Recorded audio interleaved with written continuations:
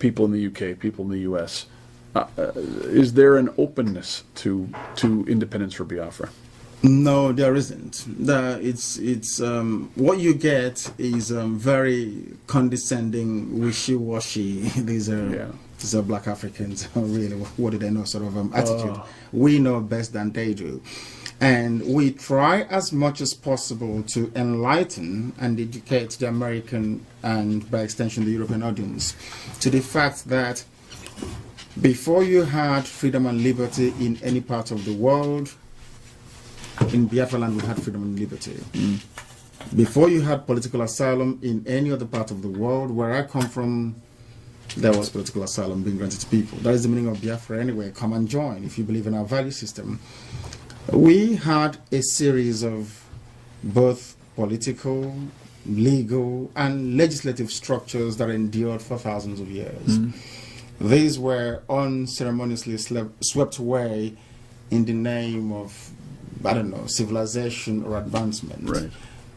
Therefore, the British must be questioned, or the mentality or the psyche of Europeans and, by extension, Americans must be put to the test to explain, to rationalize why the emergence of states in Africa cannot be allowed to adopt the same organic route by which every other civilized nation emerged. Why is that impossible? That's what I ask Americans and Europeans.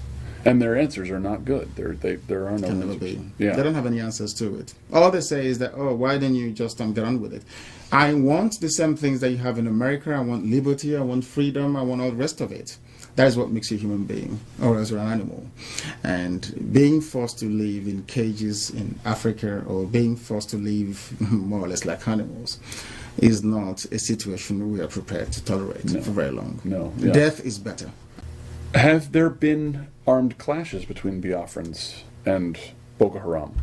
Has there been a defense of Biafrans?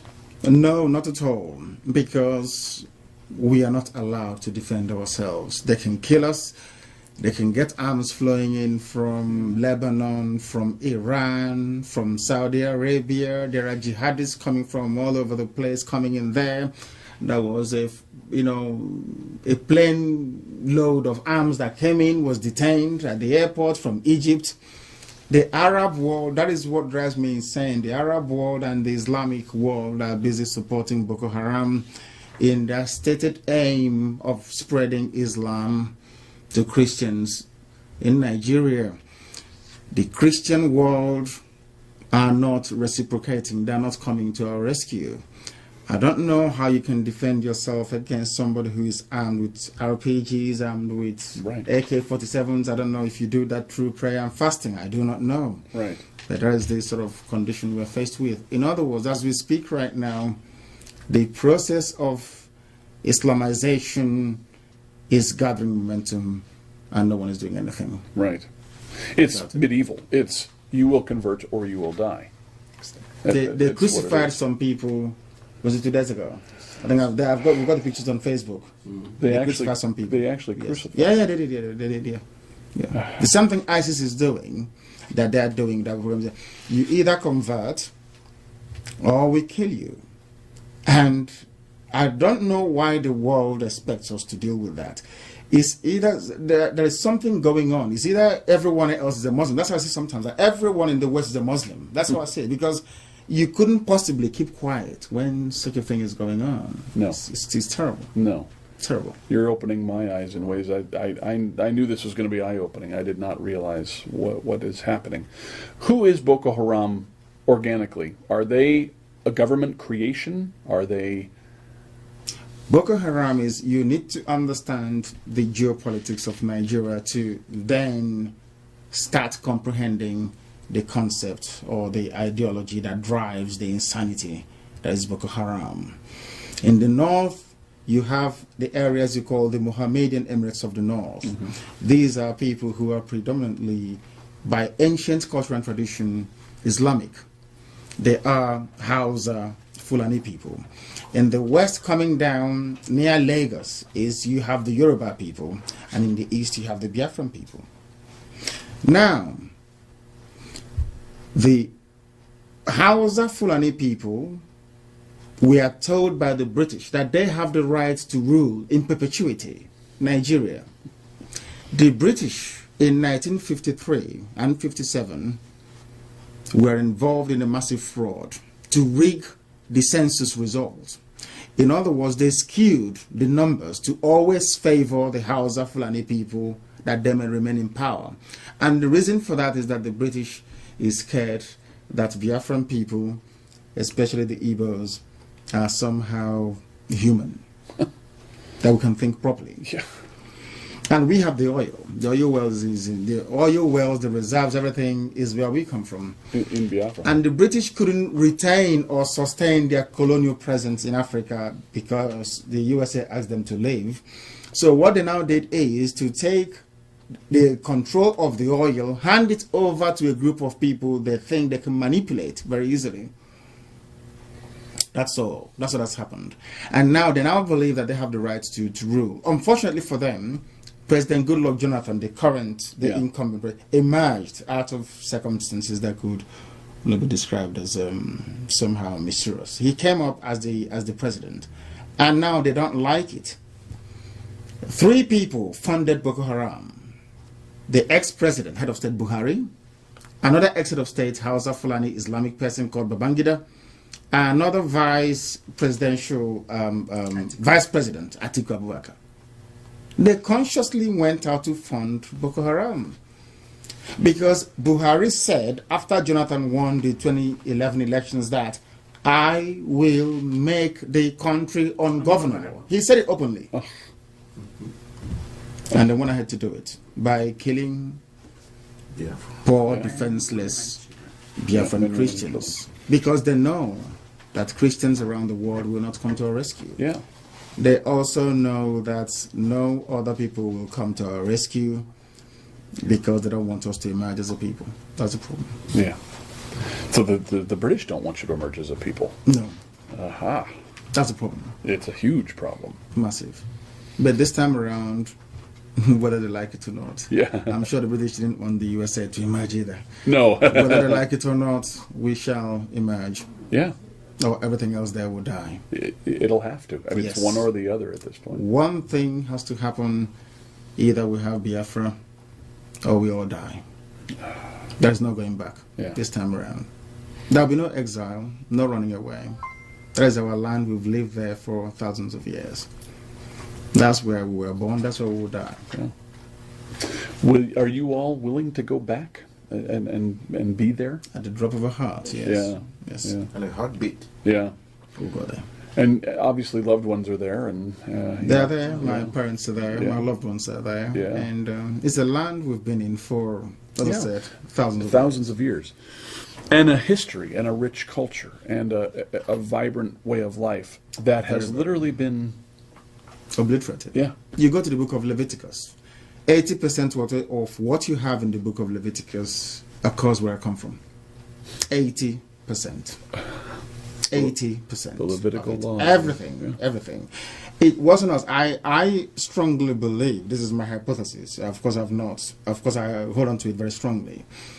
As soon as the British discovered in the late 18th century, because the same Hausa Fulani people in Zamfara told them, I think I have the map somewhere in London, that across that river lies what they believe to be part of the lost tribe of Israel.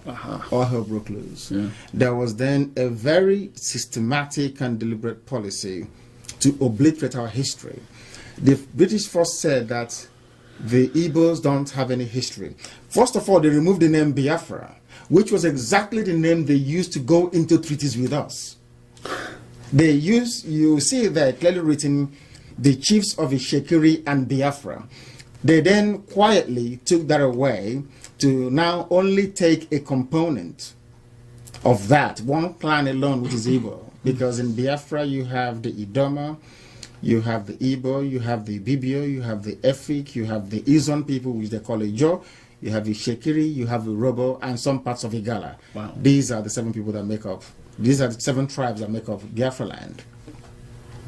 The British came, then isolated all the rest, those of our cousins around us, and focused their attention on us. But there's one good thing about it, is that In their amalgamation document that they produced in 1904 or thereabout, which I still have, they made reference, the very first time a European is referring to an African race as great.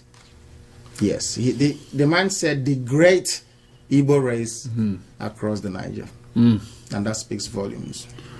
And the Niger's the river. The river, yes. And they, so Nigeria is taken from just drawing lines on the map from the river. Of course, yeah, that's the name. I mean, the name is Nigeria, named after a river. Before that was the Royal Niger Company, which is a British company, right, which by royal charter was running the whole place. And then from there, incrementally, I have all the paperwork that they signed.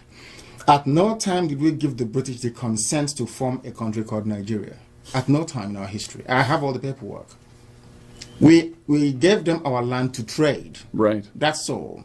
But they went ahead and gradually decided to form a country. Despised us so much that they handed us over to house Fulani Islamic Caliphate. And now they're killing us and nobody's coming to our rescue, which I think is very sad. If we come to the rescue, how are we coming? We need support from USA, from United States government, from the Christian community in the USA, and more importantly also from the Jewish community in the USA. They did something, in fairness to them, in 1968, 69, 70. The Jewish Congress in the USA did something. They tried to lobby the US government and Congress to do something about Biafra. From these three groups, we expect a lot to come from them to pressure the Obama administration to support what we're doing, to make sure that Biafra comes to exist. Biafra is the only natural ally that USA will ever have in Africa. In Africa, yeah. Natural. We are never going to bomb USA, are we? We can come here to work for you. We're never going to kill you. That's number one. Yeah. We are very, very loyal, hardworking, and friendly people. Go and ask anyone, they will tell you. And I see no reason why a people that believe in the irreducibility of an individual, that believes in liberty, that believes in equality and in freedom, the same creed, the same ideals upon which this very great nation USA was founded upon, why would you not naturally gravitate towards those people? I can't understand it. Right. And if you want to stop the menace of Boko Haram, they should support the creation of Biafra. Absolutely. That's all they need to do. We don't want them to do anything. Just come at the UN or make a press statement in the White House by saying that the people of Biafra, their suffering is intolerable. We may have to revisit the issue of them still belonging to one Nigeria. That's what they need to say. That's all. And it would change. It's done. Yeah. It's a game changer. It's finished. Yeah. Wow. We don't need U.S. troops to come. No. We are more than capable. We held out for 3 years. Yeah. Against the combined might of Britain, USSR, and the entire Arab world. Yeah. For 3 years. So we can deal with them. Trust me, we can. We can. And do they want that? Does Boko Haram want that? Do they want that violent end? They do. And sometimes in life, you need to confront them violently. Yeah. Or else it will continue to fester. Yeah. We must meet them. And that's hard as Christians. Yes. That's hard. Very, very hard, because we don't take life where we come from. No. In other cultures and religion and language, you call another person a human being or a person. Where we come from, we say madu, which means the beauty of life. So you're forbidden from killing anybody. Yeah. You don't kill somebody, because that is the embodiment of God's creation. A person is known as madu. Madu means beauty of life. So you don't take life. So it's very hard for us. Yeah. But you've been pushed. No, we are being killed. Yeah. Killed. Every day. Not pushed, killed. Not pushed, we are being killed. Let me ask a couple. Sure. I'll sit down here too. Christians by and large seem to be oriented towards individual faith, and they seem to be reluctant to face the fact that at times war is necessary. Yes. They call the concept of a holy war being something that you have to struggle with. How have you looked at that? How do you take your faith and the need to sometimes go to war? How does that work for you? How have you? Because you're a very thoughtful man, and I know you've had to look at these issues and defend it. Yes, the thing is this: my faith taught me to value life, to try to live by the same tenets that have been preached over the years, as contained in the Bible. But there comes a time when self-preservation takes precedent over and above whatever we may think suits us individually. Because by going to war, we are seeking to preserve, in our case, the children of God. If you do nothing, you become extinct. And there will be no one left to worship God, will there? Where we come from. So the best thing for us to do is to try as much as possible to reason or come to some level of agreement or accommodation with our adversaries, which has failed so far. The only alternative left for us is to go and meet them wherever we can find them.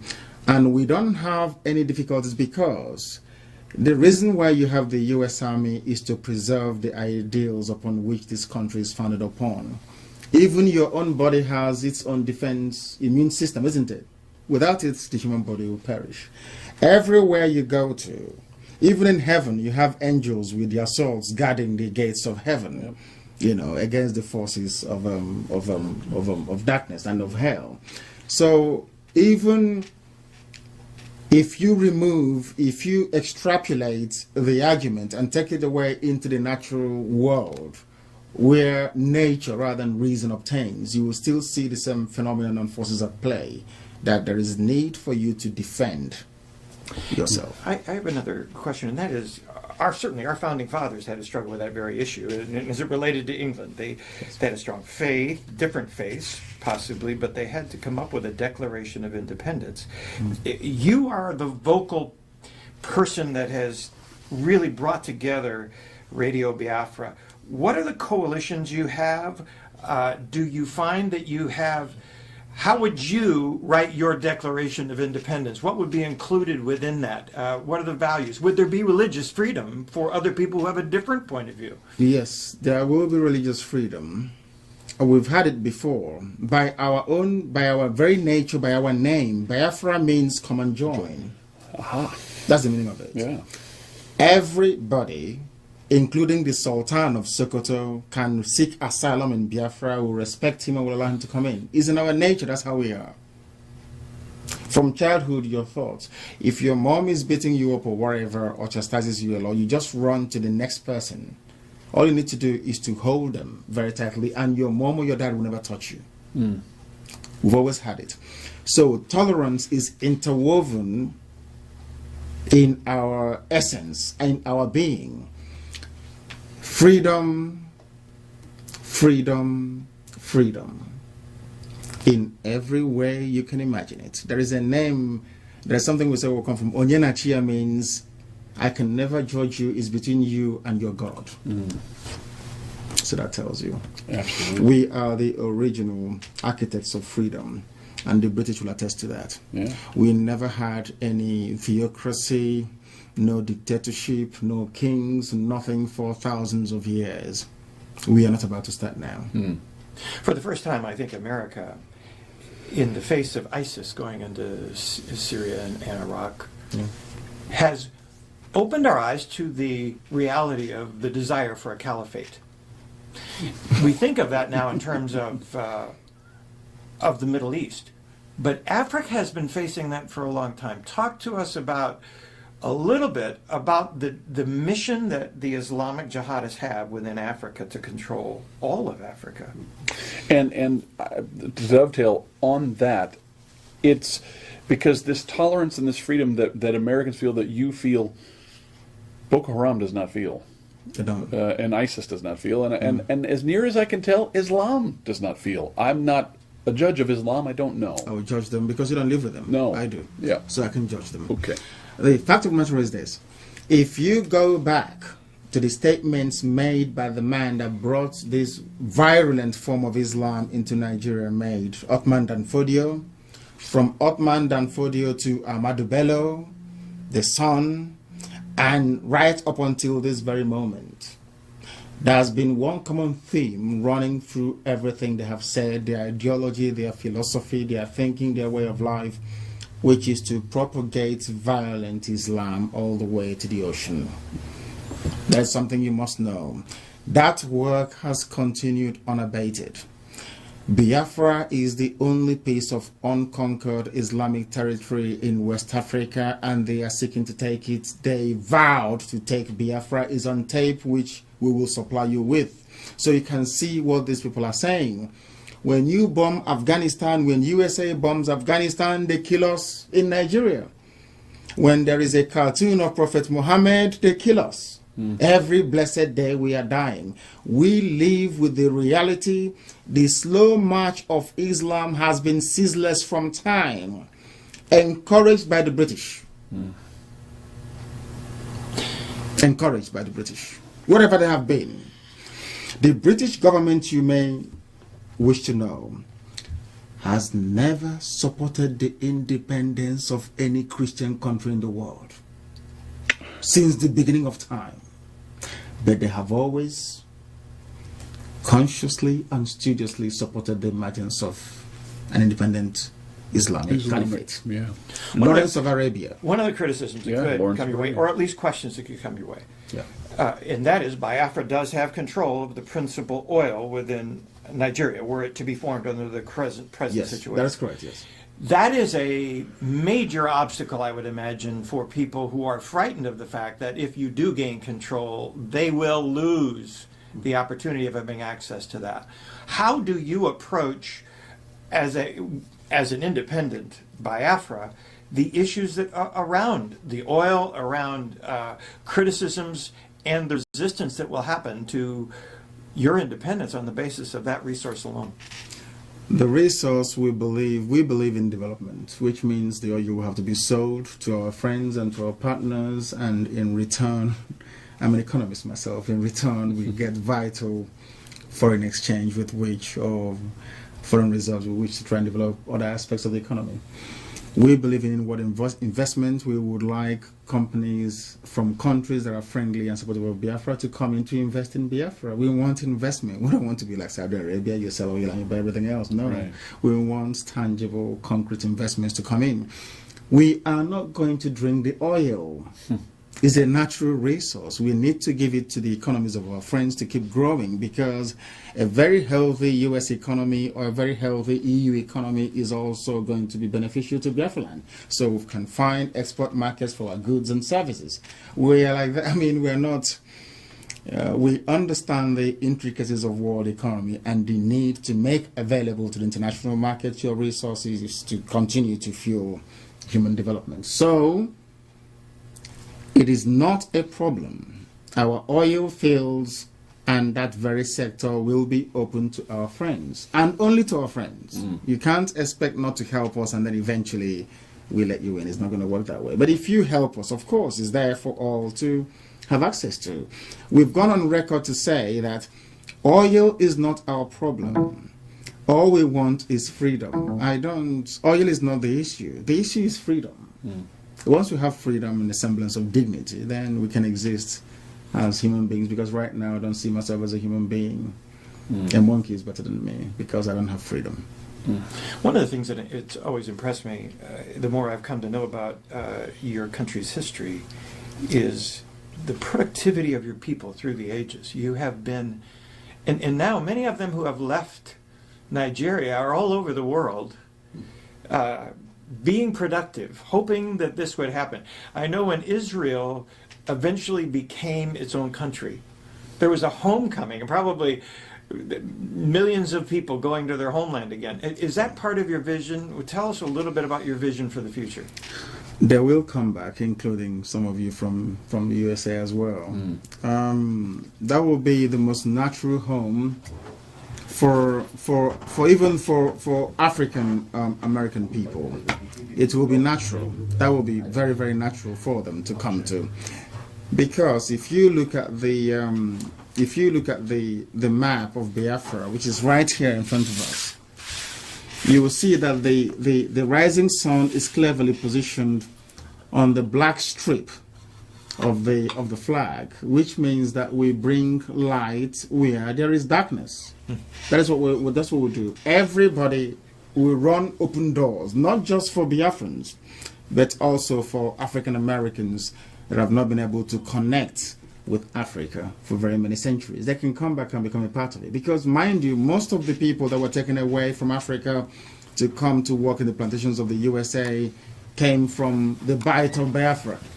This is where we come from. We open our doors for them to try and come back in. Everybody is welcome to come back, to be there. One of the things they talk about in the Middle East is that none of the countries there outside of Israel pass the public square test. And the public square test is that you can stand on the corner of a street and be critical of their government and their religion and survive. It seems to me this is a stand for freedom and for liberty. Yes. And your focus on liberty is a very important part of what drives you. Yes. Talk to us a little bit about your own journey. I mean, you have gone through beatings. I understand you've been in... everything. I've been stripped naked and everything for my faith. Because talk to us a little bit about your journey, because it has been a personal one where you continue to be a voice for Biafra. Yes. It started very many years ago. I was educated in England. I went to school in London, and upon graduation, I decided to serve my people because I didn't like what was going on. We have a group of friends, about 6 of us from Africa. We said when we graduate, we pick one tiny African country and go there and try and develop it. Very, very thoughtful and quite progressive of us. And upon graduation, the rest got very blue chip jobs and developed cold feet. I decided to carry on with it because I felt that the only thing that makes you human is your ability to reason. And as an African, as somebody from Biafra land, unless my land reflects what I believe I possess up here, then I have not made any telling or meaningful contribution to the advancement of mankind. So I decided to plug ahead with it. I went home initially to try and see what we can do to start a revolution on the ground, because the existing order is essentially irredeemably corrupt, as you well know. So we started it, and it didn't quite go very well. I came back to the UK, reassembled, and went back again. We met a few people. We started Radio Biafra, and we started preaching the truth in 2009. And some people were uncomfortable with it. And when I traveled home for a private family ceremony, I was kidnapped.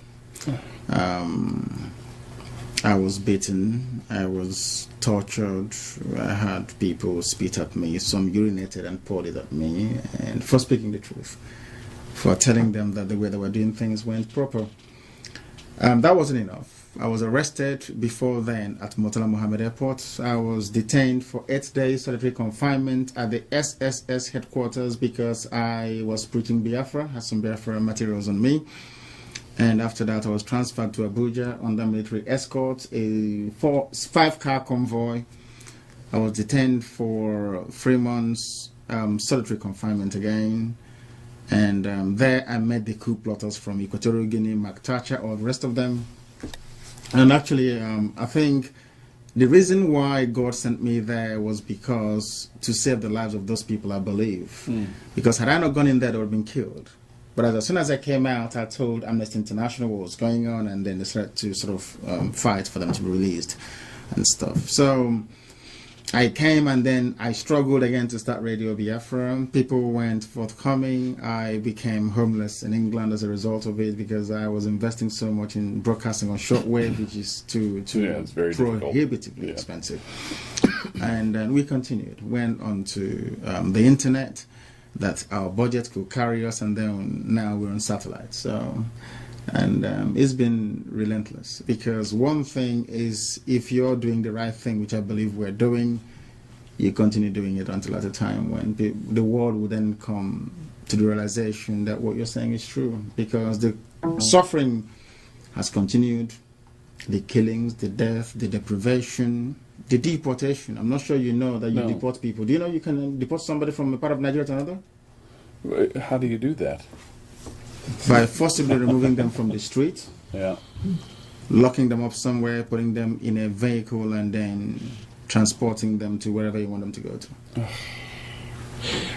Americans have seen, quote, the Arab Spring actually create more chaos in Africa and the Middle East. It is unchained even worse conditions. Israel. Now you're talking almost like a Christian spring. What's different about your approach? How do you move from talking about it on Radio Biafra to actually having it happen? You mentioned, boy, a couple of statements by the government of the United States would help in the UN, those kinds of things. But tell me, how does that move? What's it different? How's it different? That's what people are waiting for, because people keep asking us all the time, what is the US government stance on what we are agitating for or talking about? What is the UN saying? That's what they want to hear. Right. What does America think and the UN?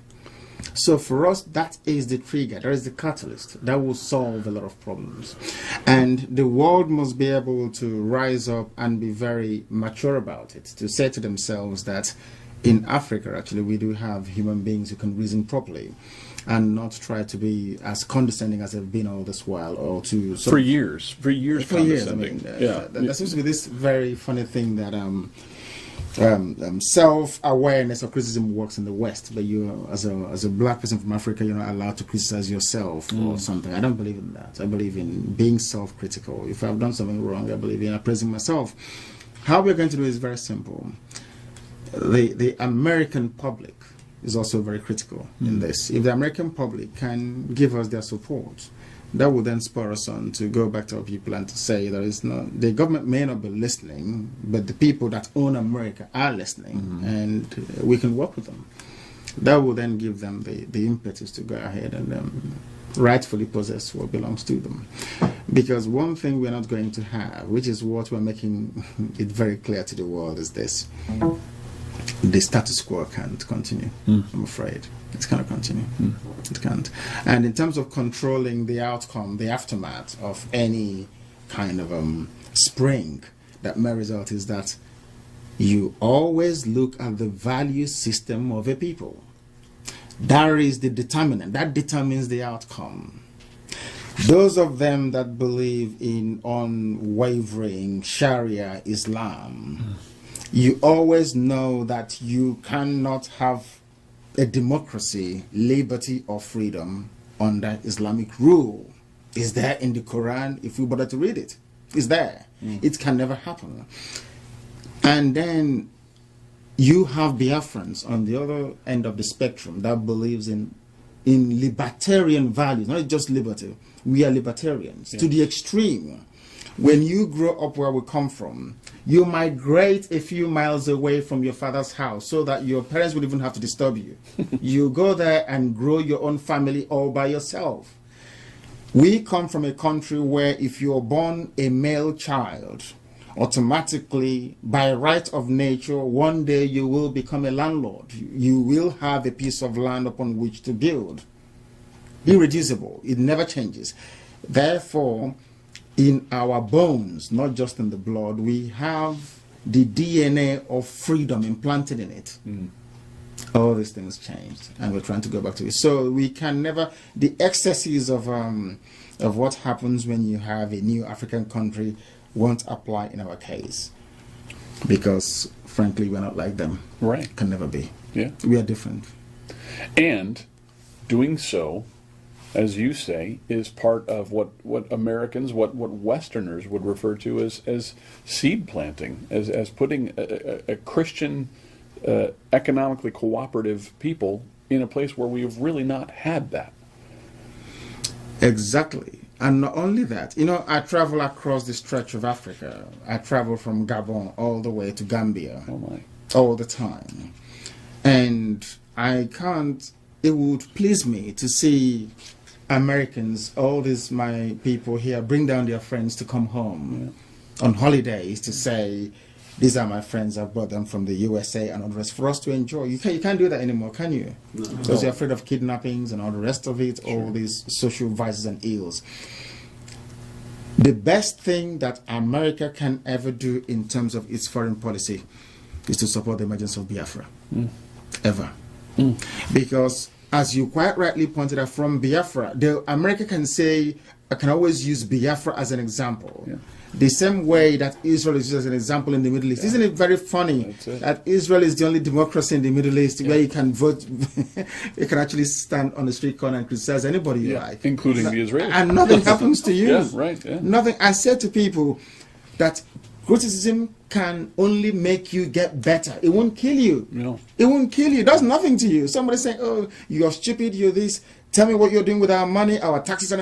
It's for you to stand there and explain. Yeah. That is why we run Radio Biafra the way we do. So that when we graduate from here into proper governance, by the grace of God, you can be able to stand up and defend your record before the people. Yeah. Yeah. That is how America became the strongest country in the world. Not by doing things in the secret. No. I said this is something that I used to say to them all the time. Never be afraid of openness. After all, the greatest country in the world does all their inquiries in the open. Is it the Iraq gate? Yep. Is it the Watergate Yep. issue? Everything is in the open. Did it weaken the presidency? The answer is no, it made them stronger. If you had one more thing to say to the people, either on video or in reports, or what would you want to say to Americans here who do value freedom and will want to hear what you have to say? To those Americans here that value freedom and believe in it, it is also their duty to protect freedom wherever they can, to protect people defending the ideals upon which the USA is founded upon. Very, very critical. It is no use saying I'm an American, things works here for me, because in a not too distant future won't work anymore. You can't travel to London because ISIS will be there, I can assure you. Yeah. Now, it is the duty of America. I mean, the world is at a crossroads right now. As I said earlier during my opening statement, the battle between good and evil, Amen. light versus Amen. darkness. Yeah. So it is either you stand in faith with what you know to be correct, than for you to be cowed by, I cannot put it, by what you perceive to be the overwhelming preponderance of the forces of darkness. And because of that, you cower into a corner because they're going to come after you. The disease in your body, if you leave it, it keeps festering. You must confront it. London was a revelation to me for that very reason. More Islamic people than I had ever experienced in one place, including all over Austria, Hungary, where I was, and there were some there, but London was and there was a protest the day that we were there. We were walking by Westminster Abbey, and the protest was gigantic, and it was Gazans protesting against Israel. And they were being protected by the UK police, and as is their right to free speech. But one of the signs read, "Britain accomplice to murder," and it didn't dawn on me until what you've just said, how ironically true that statement is. But It is true. What they have supported will come to bite them. That's what I tell them all the time, that the British made a monumental mistake by supporting the death of 3.5 million of my people. The worst mistake ever made. They will come after them and they will kill them. You mark my words somewhere. The British Isles will be overrun by Islam. yeah, Because they are there already. Do you know that they don't pay for their parking tickets? yes, Do you know I that? knew. I The heard. Muslim- Number Okay. one name in the UK for a child is Muhammad. That's correct. Is that right? Yeah. Yes. Go and have a look at it. It is there. So the UK government and how people supported the emergence of Bosnia-Herzegovina Yes. from a predominantly Christian Christian Orthodox area, yes. Serbia and before that Yugoslavia. They supported the emergence of Albania, also Muslim. And what's the other one again? There's Albania, there's Kosovo as well. And the They- US did too. Exactly. Yeah.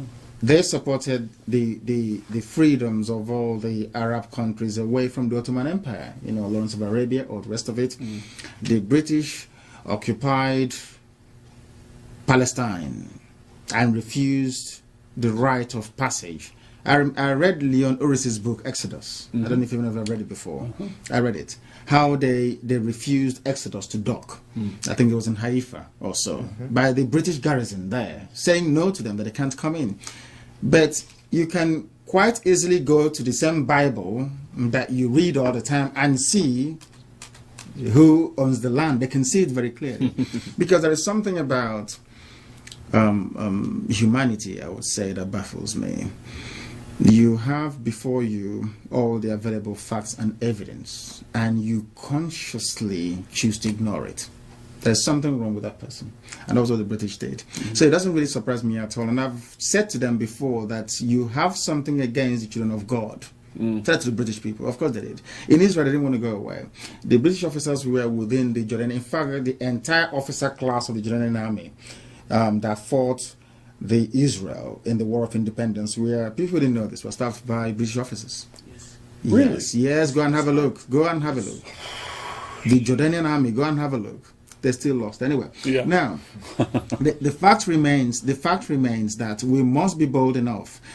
America is the last bastion of hope. That is why sometimes Obama's administration, I wonder. I don't know what's going on. I do too. We must stand up and for some time do away with political. I can't stand political correctness. Do away with it for some minute and face the hard reality. If somebody has a problem that requires invasive surgery, you cut them open to get at the problem and then resolve it. Right. There is no need applying ointment or trying to be very nice to them when people are festering and dying on the inside. That is what he has to do.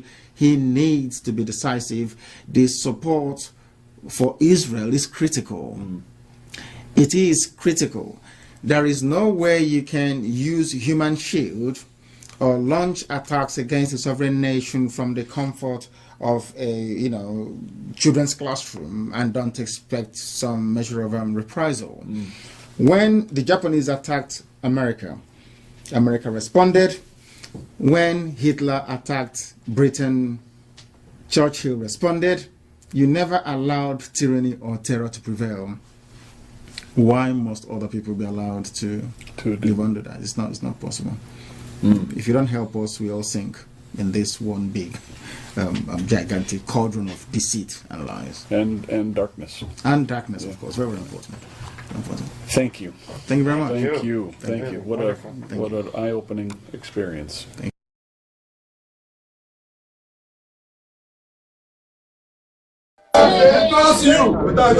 Some people don't know how we fight. We are very, very consistent. We don't stop. We will never ever stop until we accomplish our goal. That goal is to disgrace and unmask Jubilee in public. Yes. And we are not going to stop until we do it. I told some of you before, in 2014, if you can, some of you can remember, that our passports to Biafra freedom is the reign of Buhari. Did I say that or not? Yes. Some people don't know how we fight. We are very, very consistent. We don't stop. We will never ever stop until we accomplish our goal. That goal is to disgrace and unmask Jubilee in public. Yes. And we are not going to stop until we do it. I told some of you before, in 2014, if you can, some of you can remember, that our passports to Biafra freedom is the reign of Buhari. Did I say that or not? Yes. Did I say that or not? Yes. When the tribunal said that Jibril without certificate, now affidavit, is their president, I knew that Chukwuka is with us. It's a milestone. Because we are going to keep fighting these people until they willingly give up Biafra to us. Yes, sir. It doesn't matter how many they kill, how many they arrest illegally, people they cross terrorists, people they can cross whatever they like. One thing is certain. The Biafra must come. Biafra must come. Biafra must come.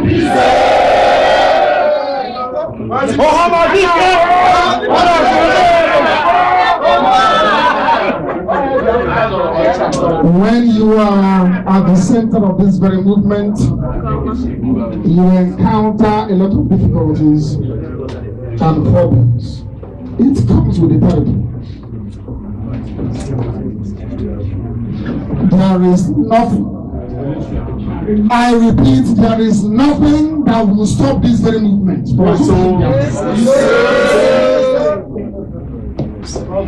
Oh, only Mahandia was at the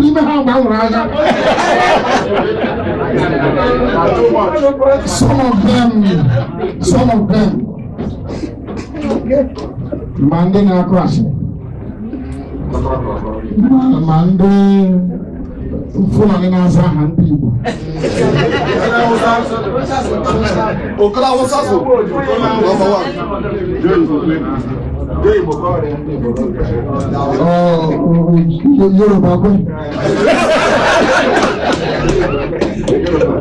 Now they claim they don't understand what we are doing. Is there any child anywhere in the world, but to a Biafran, who doesn't know what IPOB is doing? Our mission is to restore Biafra. Tell all those Efulefu that don't know that here in Geneva tonight, our mission is very simple. To restore Biafra, or we die restoring Biafra. He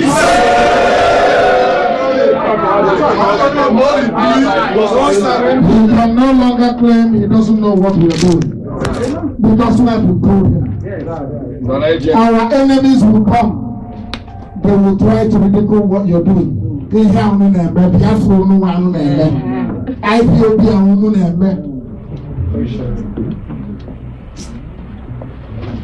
When they say that to you, you tell them that we have been divinely mandated to restore Biafra.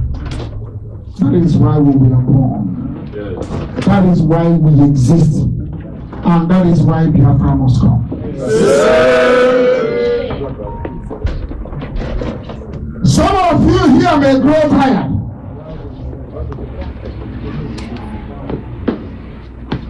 Some of you may fall by the wayside. Some of you may allow evil spirits to get into you. But none of that will stop the coming of Biafra. We have achieved something that our enemies thought was unachievable. Before we started IPOB, how many of you here knew each other? Very few. But today we are brothers and sisters dedicated to one very divine assignment from heaven, and that assignment is to restore Biafra, and that's exactly what we're going to do, all of us. Is Geneva our land? No. Are we from Switzerland? No. Where do we come from? Biafra. Where do we come from? Biafra. Where are we going back to? Biafra.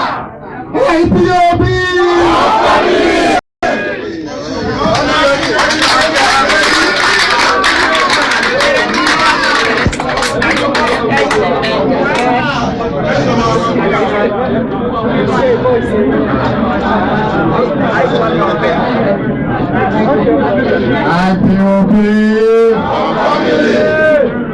IPOB, one family. No one,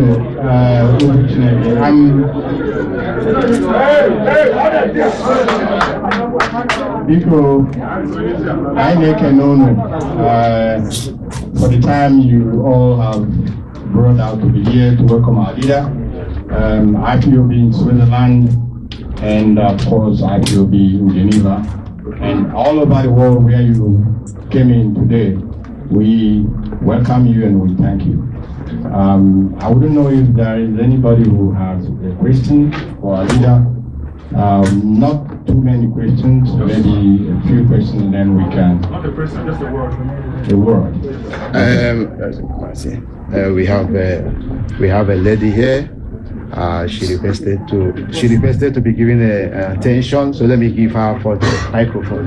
Please. Okay. My brother. Excuse me. Okay. Please to her. Yeah. And my brother, please you get back a little bit. There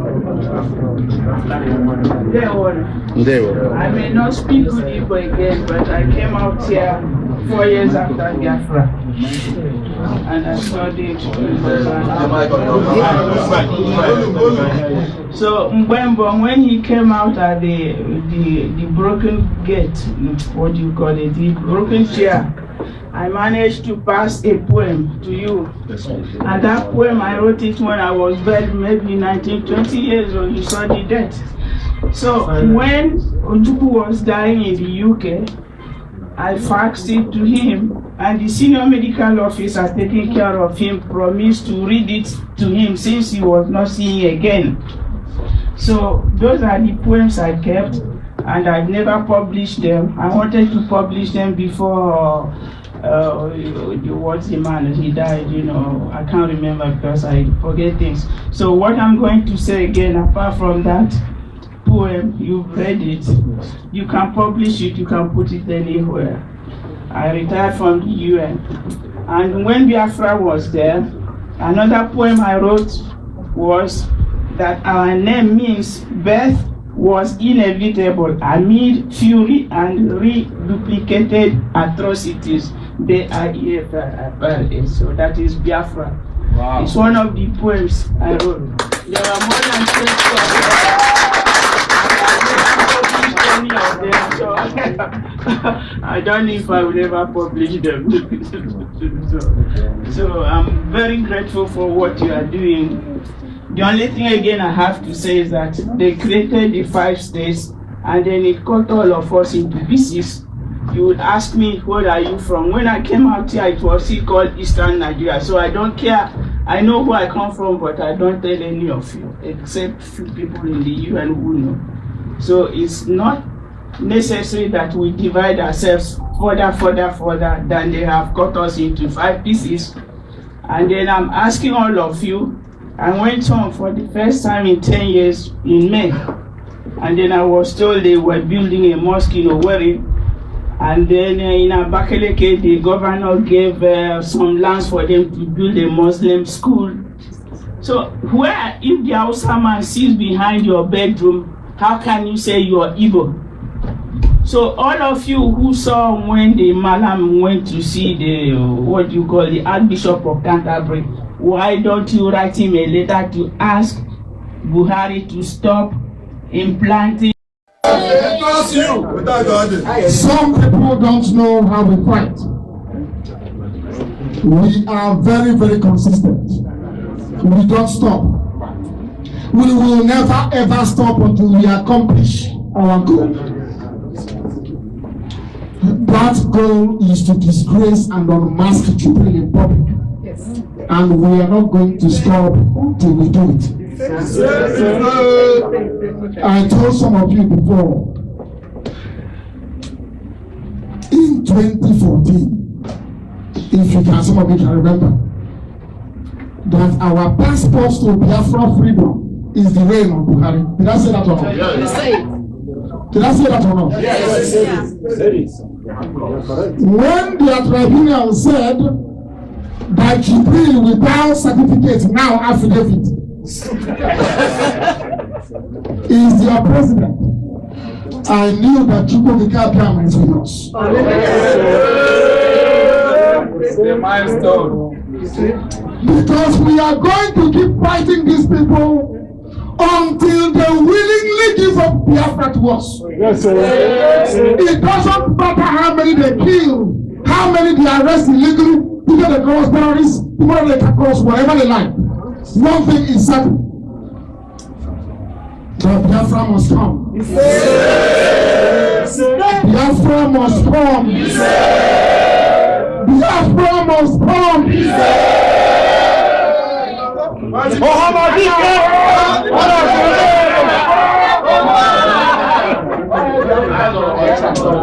you are at the center of this very movement, you encounter a lot of difficulties and problems.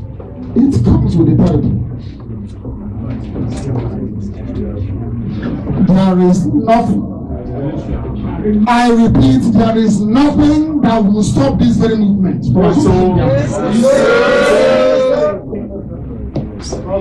Oh, only my hand, I was at me. Some of them, Monday na crash.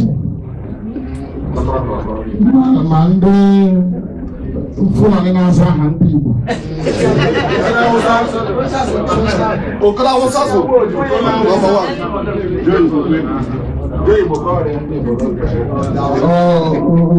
Yoruba boy.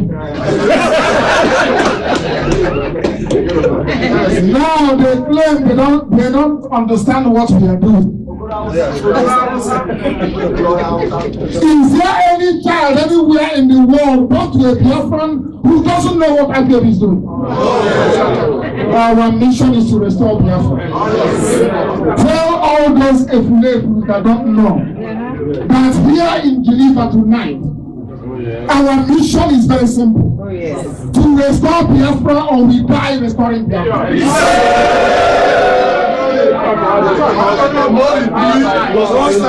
can no longer claim he doesn't know what we are doing. Because like we told him, our enemies will come. They will try to ridicule what you're doing.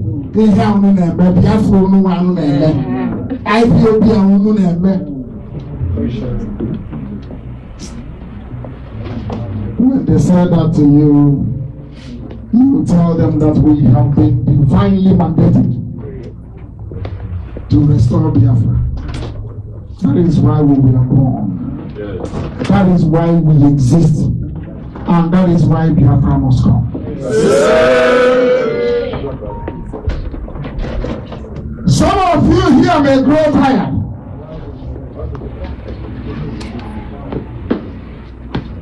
Some of you may fall by the wayside. Some of you may allow evil spirits to get into you. But none of that will stop the coming of Biafra. We have achieved something that our enemies thought was unachievable. Before we started IPOB, how many of you here knew each other? Very few. But today we are brothers and sisters dedicated to one very divine assignment from heaven, and that assignment is to restore Biafra, and that's exactly what we're going to do, all of us. Is Geneva our land? No. Are we from Switzerland? No. Where do we come from? Biafra. Where do we come from? Biafra. Where are we going back to? Biafra.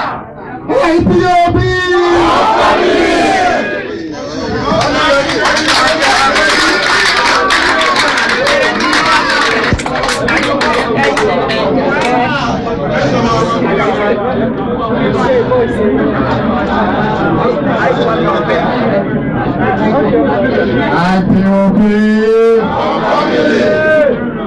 IPOB! One family! No one.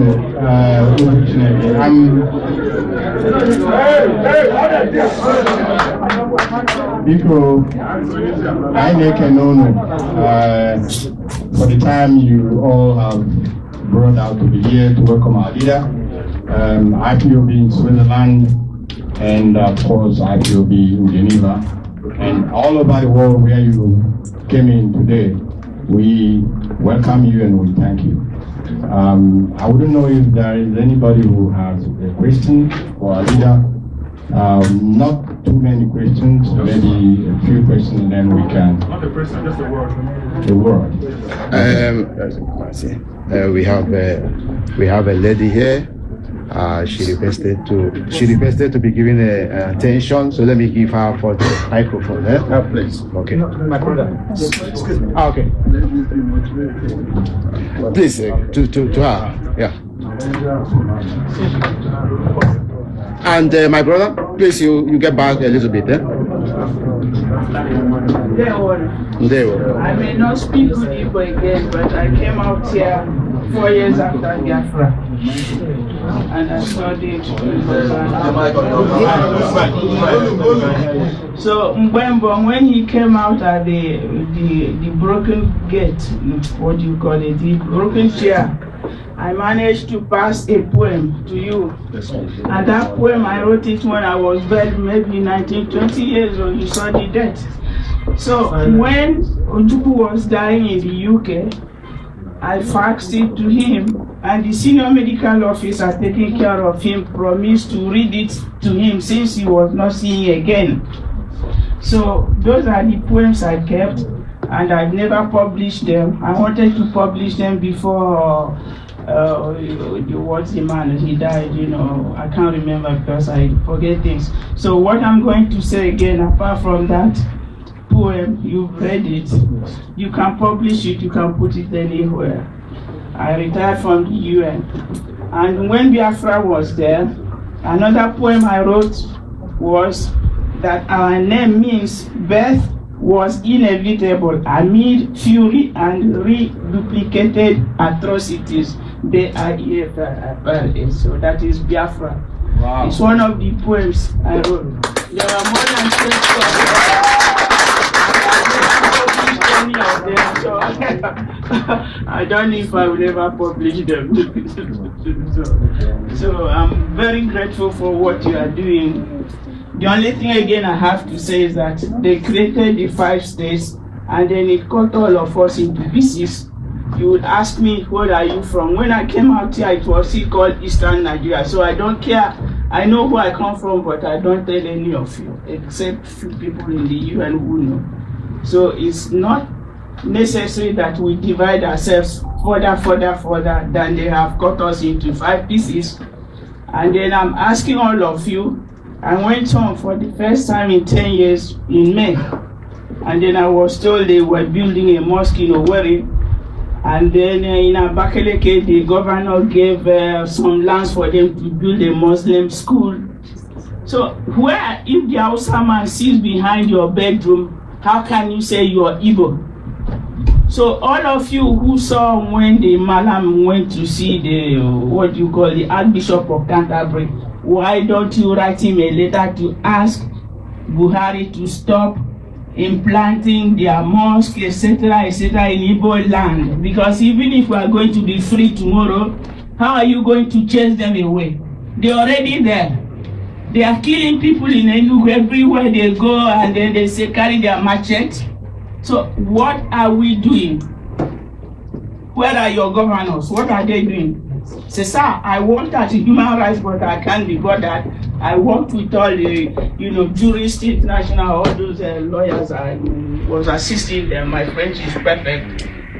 But then, this is the thing. So, Nandi, I'm very grateful God has appointed you. I'm a poet. Thank you, Madam. So, because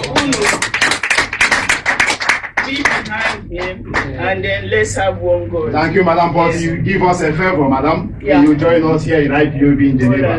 That would be a great thing for you.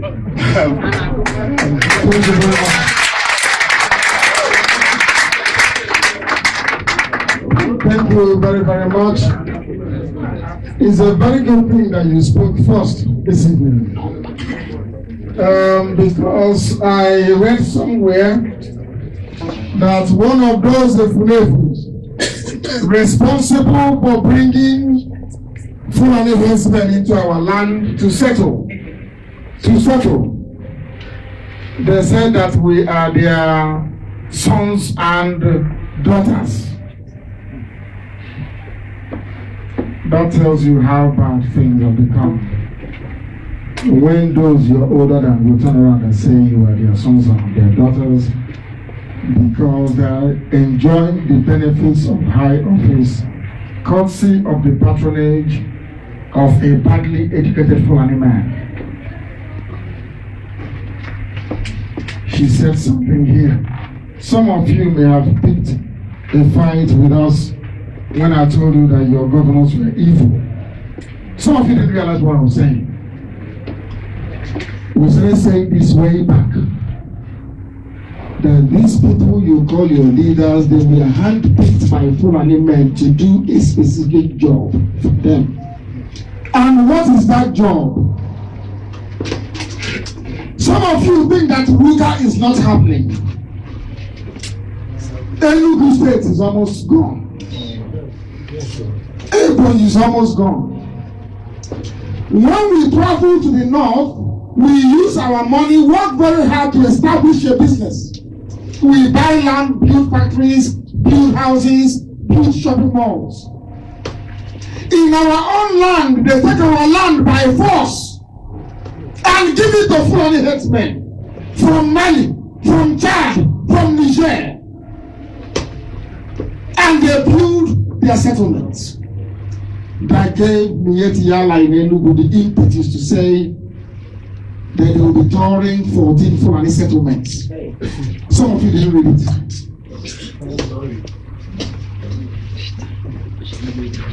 Tomorrow, some of you here will invite them to Hadariage in Switzerland. Not here. I have to sound this very warning this evening. If you are in the from today onwards, any bastard living anywhere, inviting any governor to Hadariage, take a one home.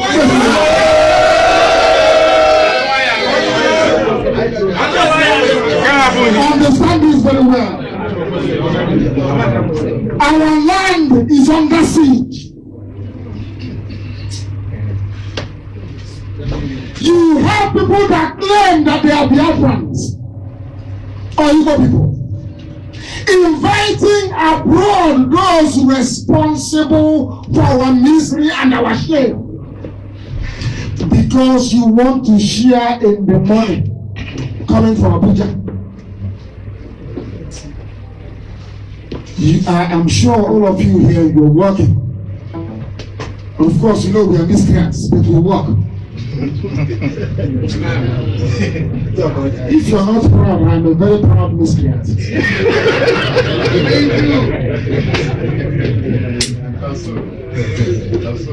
I remember during the war, Second World War, I remember because I read the history books. The Allied forces in the north of Africa, Rommel's forces were called the Desert Forces, that's the German people, and the Allies under the control of General Montgomery was called the Desert Rats. And funny enough, it was a derogatory name to insult them. You know what they did? They went and drew rats on their arm. If you call me a miscreant, I will answer you. But what a miscreant does, you that is reading about Abuja with affidavit, not even original certificate, can never do it in a million years. Your governors are killing you. They are that route through which the Fulani cabal penetrated our land. Read the newspapers every blessed day, you will see what is happening. Some of us will go back home and will see that our villages are no longer there. How are you going to approach them? How? When we were growing up, we knew Amawusa, where they sell their cattle, they sleep there, the next day they enter Bongo and go back to the north. And now they have Fulani villages with round mud houses in Enugu and Ebonyi. And some people are asking me, why do you want Biafra? Biafra, no one knows.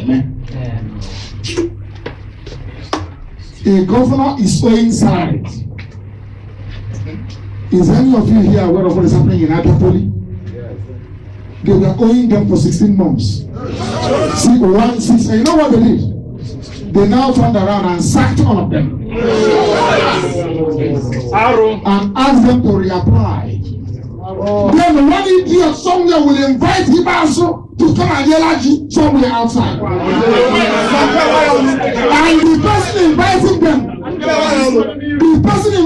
them gets his on a salary every blessed month or week. Then you are invited out of wickedness and evil in you. You are inviting a governor that is owing people, so that governor can come and all of you will share other people's salaries. I thank Chukwuka for IPUB. We don't reason that way. Money can never move us. There was something I read this morning also from my dear friend Femi Fani. Something a Fulani man said. Some of you don't know what's happening back home. You know what they do? They will come to my deputy and they will promise him Senate President in 2023. Listen. They will go to our head of letter and say they will promise him the same position in 2023. And say to them that in the meantime, make sure that it's a Ruga settlement. Make sure you take care of Mieti Allah very well. Why do you think they are doing what they are doing in Edo? They have promised all the governors, oh, it's your turn in 2023. But you have to prove to us that you're loyal. Show us you're a good Fulani slave. Make sure there are Fulani settlements in your states. And they come and they lay siege to my house. They arrest elderly women and charge them with terrorism. And the governor is there saying it's the turn of my family. Who knows I'm the president in 2023? The same thing they promised Tinubu. And today they have chased out Usubajo from Asorok. What this tells you is this: that there is something wrong with the way some of us actually reason. And that is why I praise Elohim for IPOB. Fortunately, we don't reason like that. Anybody thinking that Igbo presidency 2023 will stop us?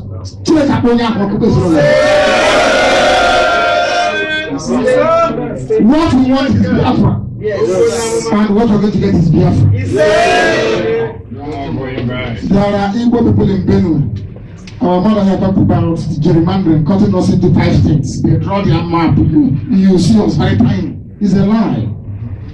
There are Igbo people in Edo State. 2 of us. There are Igbo people in Kogi State. There are Igbo people in Benue. Igbo speaking people in Cross River. Yes. Do you know that? Yes. And you want me to abandon them and go? I said no, I will not do it. We shall take all of them with us. Yes. And Biafra shall come.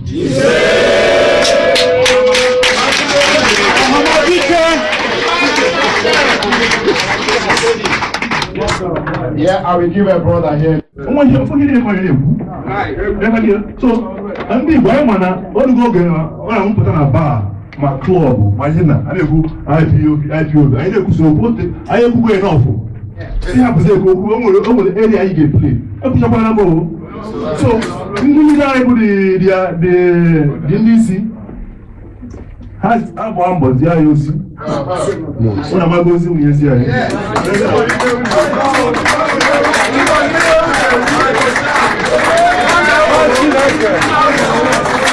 Thank you very much. Thank you very much, my dear brother. It's a good thing that I said one of the good things I like about our people, is that we are very reasonable people. That's how I used to say it. Yes. It is not everything we do that you expect us to come out in the open to tell you. When Fulani people are planning to bring Gruga, do they come out and announce it? No. Did they announce it outside? No. Why must you compel us to announce our countermeasures against them in public? we go to UN and want us to tell you. So next time UN will not call us. We go to EU, want us to announce everything. So next time they will not call us. We are not a sovereign state. Understand this very well. We are not yet a recognized sovereign state. But due to the work we have done and the grace of the Most High, they keep asking us to come. Can't you read something into it? Wow. Can't you understand it? How many of them before us have been able to do this? How many going to in the and they want us to tell you everything. So tomorrow, other nations of the world will say, "Oh, you have no secret, nothing." Allow us to do our job, and then people like our brother will do theirs.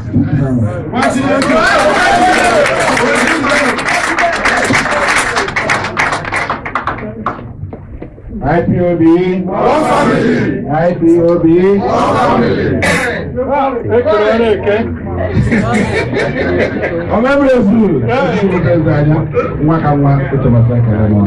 my brother, my name is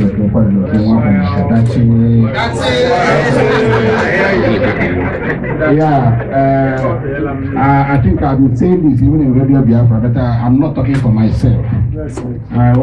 People say I castigate the leadership. No, it's not like that. Whatever I say for my beloved brothers. I, for one, I have my paper. I'm based in Sweden. I was in Brussels with you. I'm here. I just came into all of you saw me now. My coordinator is in Landrock in Stockholm. And I come all the way from Warsaw, Poland, Obodona, Virginia. Ahmadika, please, my brother, thank God you are here. I appreciate all of you. I have a question that will help us here. I want to ask one thing, and I want you to clear this matter, please. Based on what is happening now, you know, when this war comes, eventually, freedom is not given.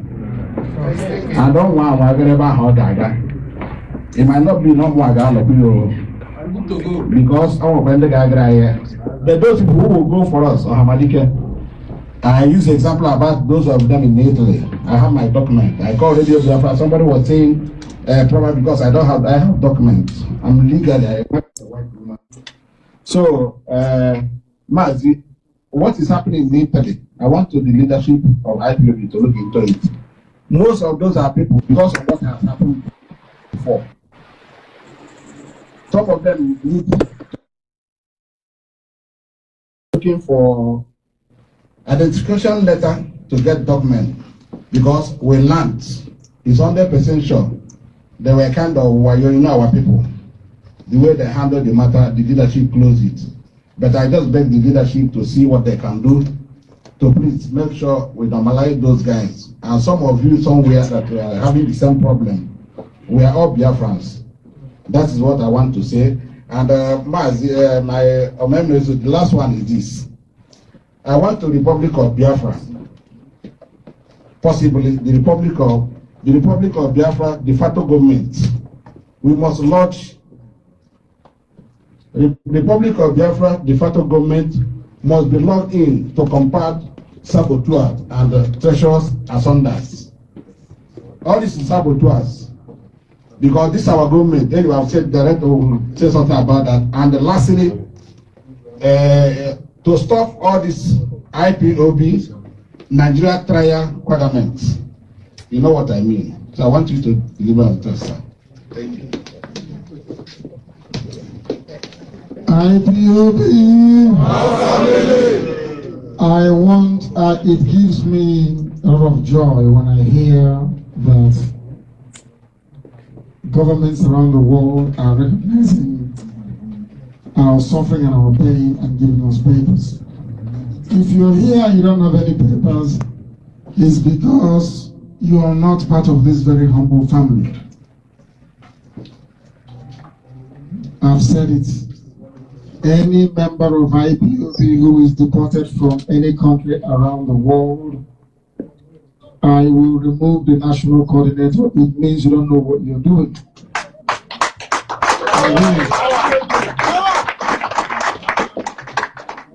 In Israel, they give us papers. In Canada, we have papers. In the US, in the UK, in Germany. So why shouldn't we be given papers wherever? Are you telling me the countries you're in, they don't know what is happening back home? And today we told them as well that Biafran refugees are coming. I told them they will come. And we are entitled to those papers. And we shall make sure that every Biafran is documented wherever they are around the world.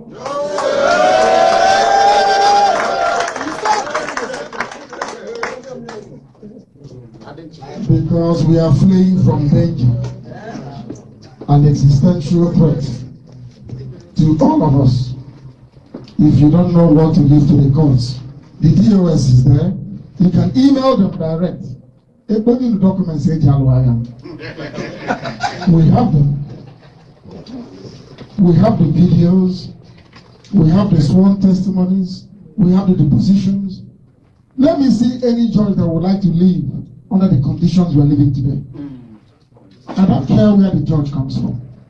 Those in Italy will be sorted. And sometimes I say to the leadership of IPOB, we may help 100 people get their papers, and 10 will decide to be very foolish. We are not going to punish 90 people because of wayward sentences. We can't do that.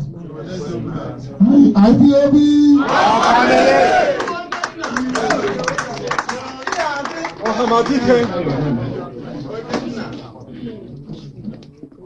IPOB.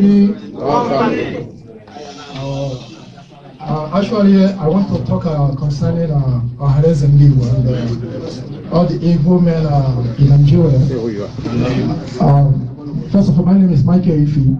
Sir, Mazin and Kan, we are the one that took you last time you were here to the airport when you was at the Kelechi house. Yeah. So once again, you are welcome to Geneva.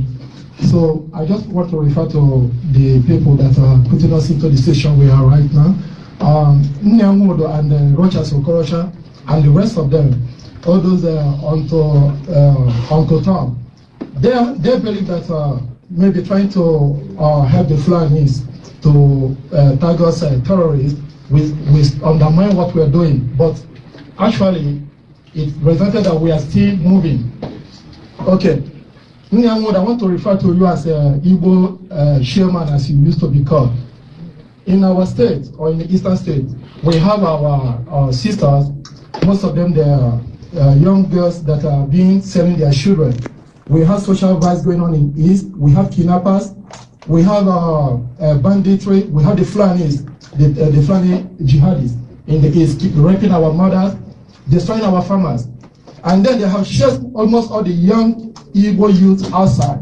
Most of the Igbo youth are outside, most of them are in prison, most of them are being in some deadly countries like Libya, Saudi, they are facing death penalty, all sorts of things. Some are in the Mediterranean Sea, they are dying, even right now I'm talking, most of them are dying. What have you done with your Ohanes and Igbo groups? What have you done to help your people? Over 50 years after the Civil War, our people are still facing the same problem that resulted to the Civil War, where we lost 3.5 million people. Now we have someone like Mazi Nnamdi Kanu, which you're supposed to be happy, maybe celebrating like the coming of Jesus Christ. Maybe some people will say, you're comparing Nnamdi Kanu to Jesus. Yes, of course, I compare him to Jesus, because anybody who really want to help you, who really want to help you in a difficult situation, that person is the Jesus that you see. So Nnamdi Kanu actually, he never came to ask for any favor from government or ministerial appointment or governorship appointment or to lead PDP or NPC, NRC, whatever. But he has come to deliver your stupidness, your degradation, your poverty, all the things that you people have been facing in the hand of the Fulanis. But yet, you people didn't appreciate this man. Instead, you can never with the Fulanis to come and kill a blessed man, somebody that God have given us to save us into this situation. So I will advise you, wherever you are, I know that you will listen because I'm a miscreant, I'm a proud miscreant. So I know that you will not see my my video on Facebook if I make a video. So I use this opportunity to make this video. I know Nandi Unyangodo, you will see me. Rogers Okorocha, you will see me. So you people, if you know that you have the power to lead Igbo people out of this problem, out of jungle, out of Nazi scam called Nigeria, you lead, and if we see that you are doing well, we will follow you. But if you can, shut up your mouth and join in on the count, join the queue that we will achieve Biafra. We will achieve Biafra. Biafra is here. IPOB. Namdi Kanyesto.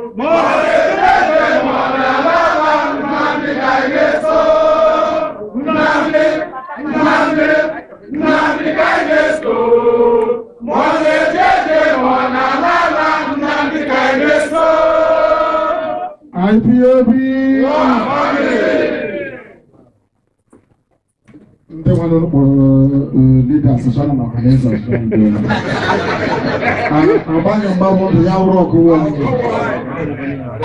They can't do anything.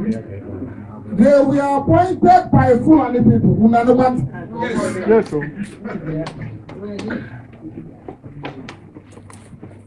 They came to destroy our land, and we have come to restore it. You know, they have no shame.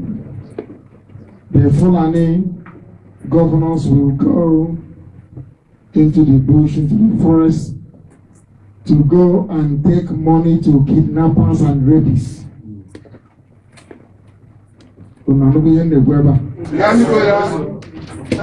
Fulani governors will give money to Boko Haram, that's a terrorist group. Give money to Mietiala, a terrorist group. How much do they give to Mietiala? 100 billion. 100 billion.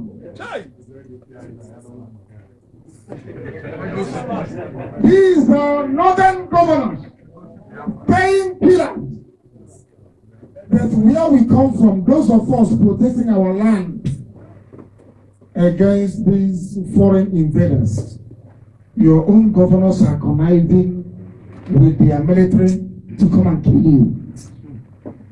And somebody will invite that governor abroad.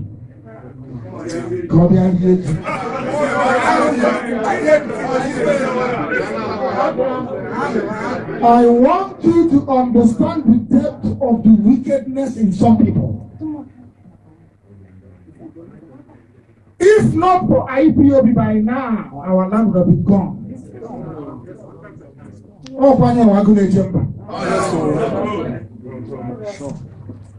But they are still fighting us. Imagine what we could have achieved if they were with us. By now would have been gone. But what concerns them is their tenure in office. That allocation from Abuja that they are eating with their friends. That's what matters to them. But they said they're intellectuals. They said we are miscreants and they are intellectuals, the elite. That's what they say, isn't it? And I'm sure the UN is filled with elite. Is that not correct? What stops them from doing what I'm doing today? Ask yourself that question. Why were you not able to go there? Corruption. Because they don't have it in them. Because they are not educated enough. Because they are not patriotic enough. Because these people have come to serve the Fulani. That is why we're in a mess today. Our brother spoke earlier. We are dying at the Mediterranean Sea. Our brothers are being raped. And the Igbo governor will stand up and say, oh, it's a shame a pregnant woman was raped today. All my life, I never heard of such a abomination. Until now. And the same Fulanis are just living nearby. But the same they call Operation Pattern Dance 7 on us. Some of you foolishly call them your governors. They are your death sentence. Yes, sir. As a race, they are your death sentence. How do you say that? It's true. Never his right to come. He's our governor. They are our leaders. You people should wake up and wise up now. Wake up and wise up now. We have banned them from traveling abroad. Yes. They can sneak out home. Oh, yeah, Japan. You can sneak out and sneak in. That's your business. Every day is for the thief. One day we will catch up the Zimbabwe. Just one day. And you tell your mother what I will listen. IPOB!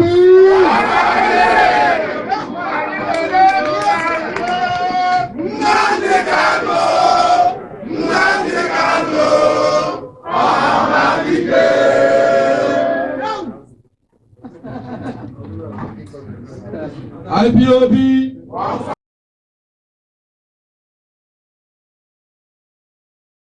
One of the things you've talked about is it's not so much that Biafra has to be an independent state, but it has to be economically viable, and you can't really have that with Nigeria as it is.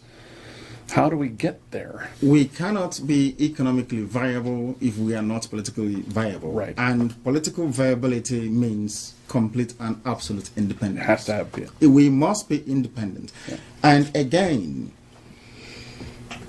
God creates countries and nations and not man. There are many ways that nations can emerge. It is always an organic process. We understand that. We respect that. What people, most commentators don't appreciate about Africa.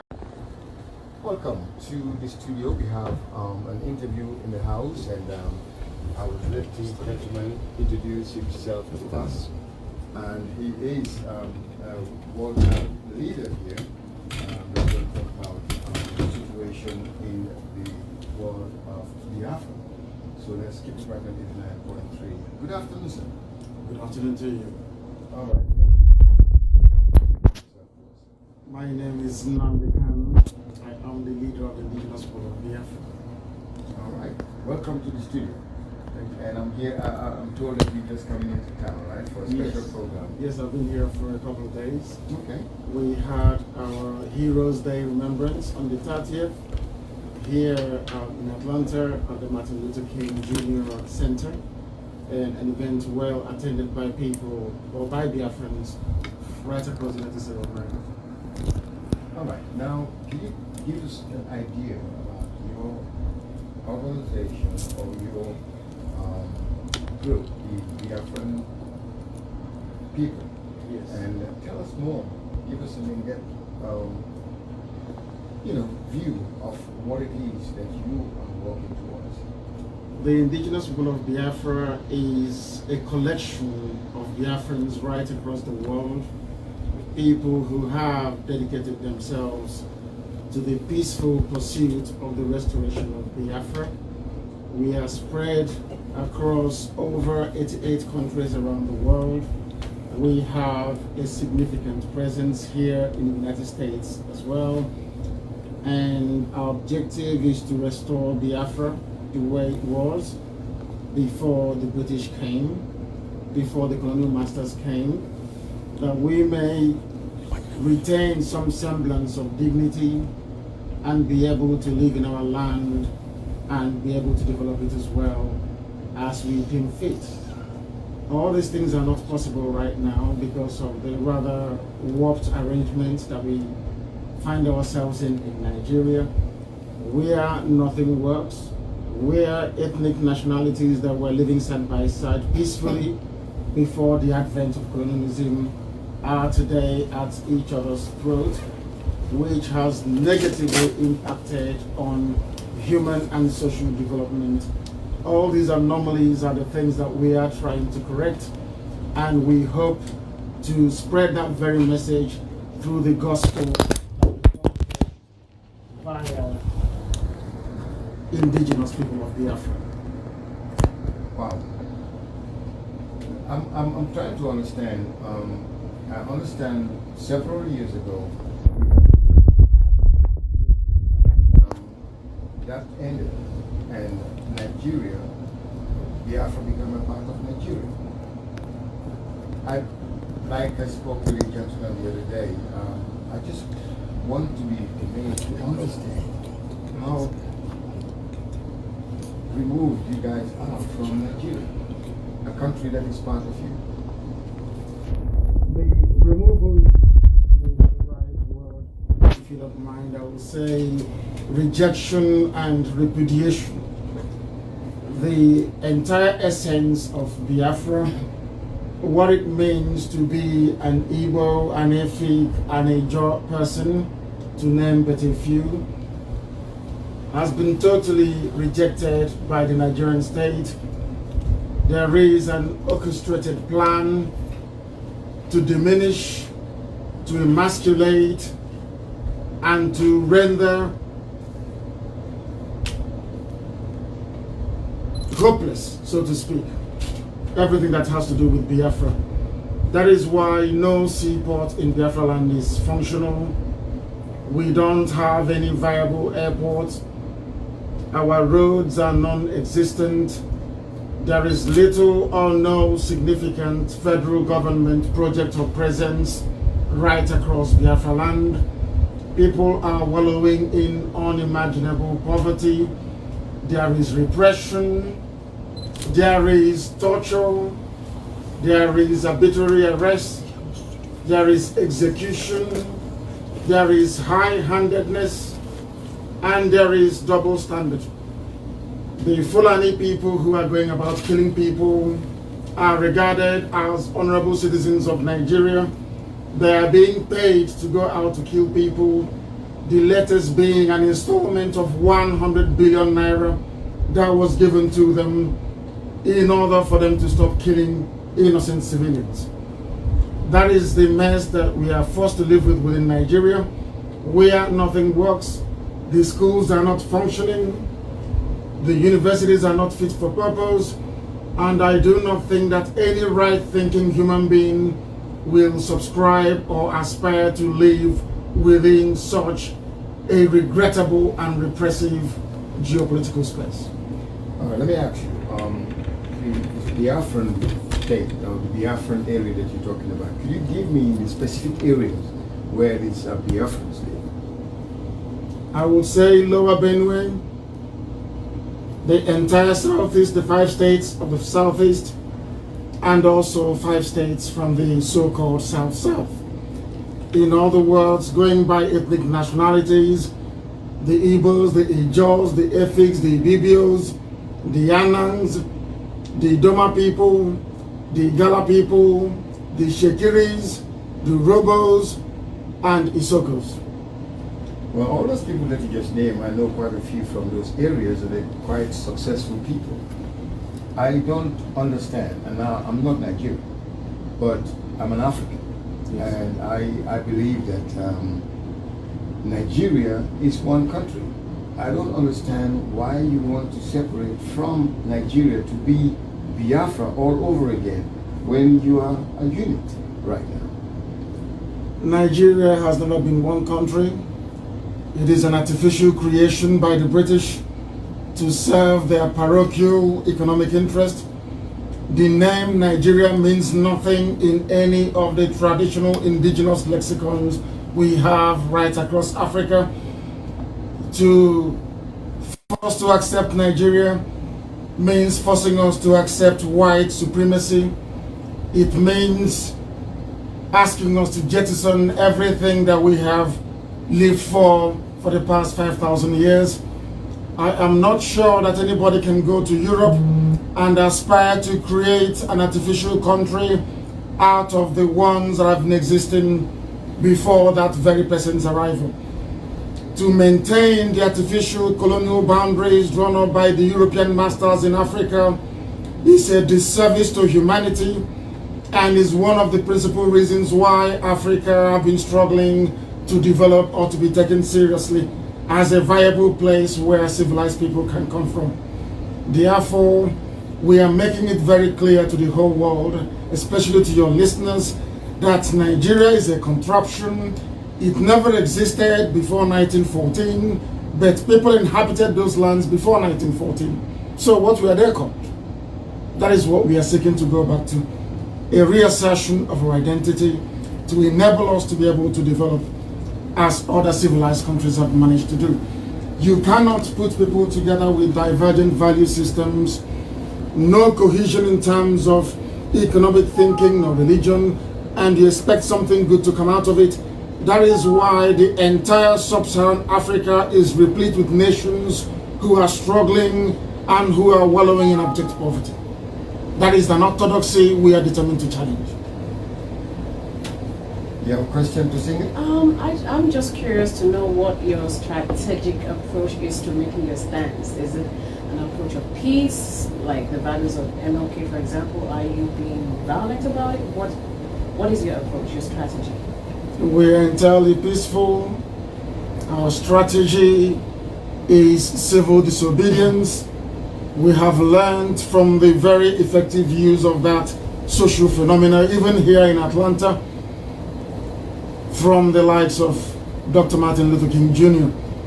and also Mahatma Gandhi to an extent. All we are asking for is a referendum.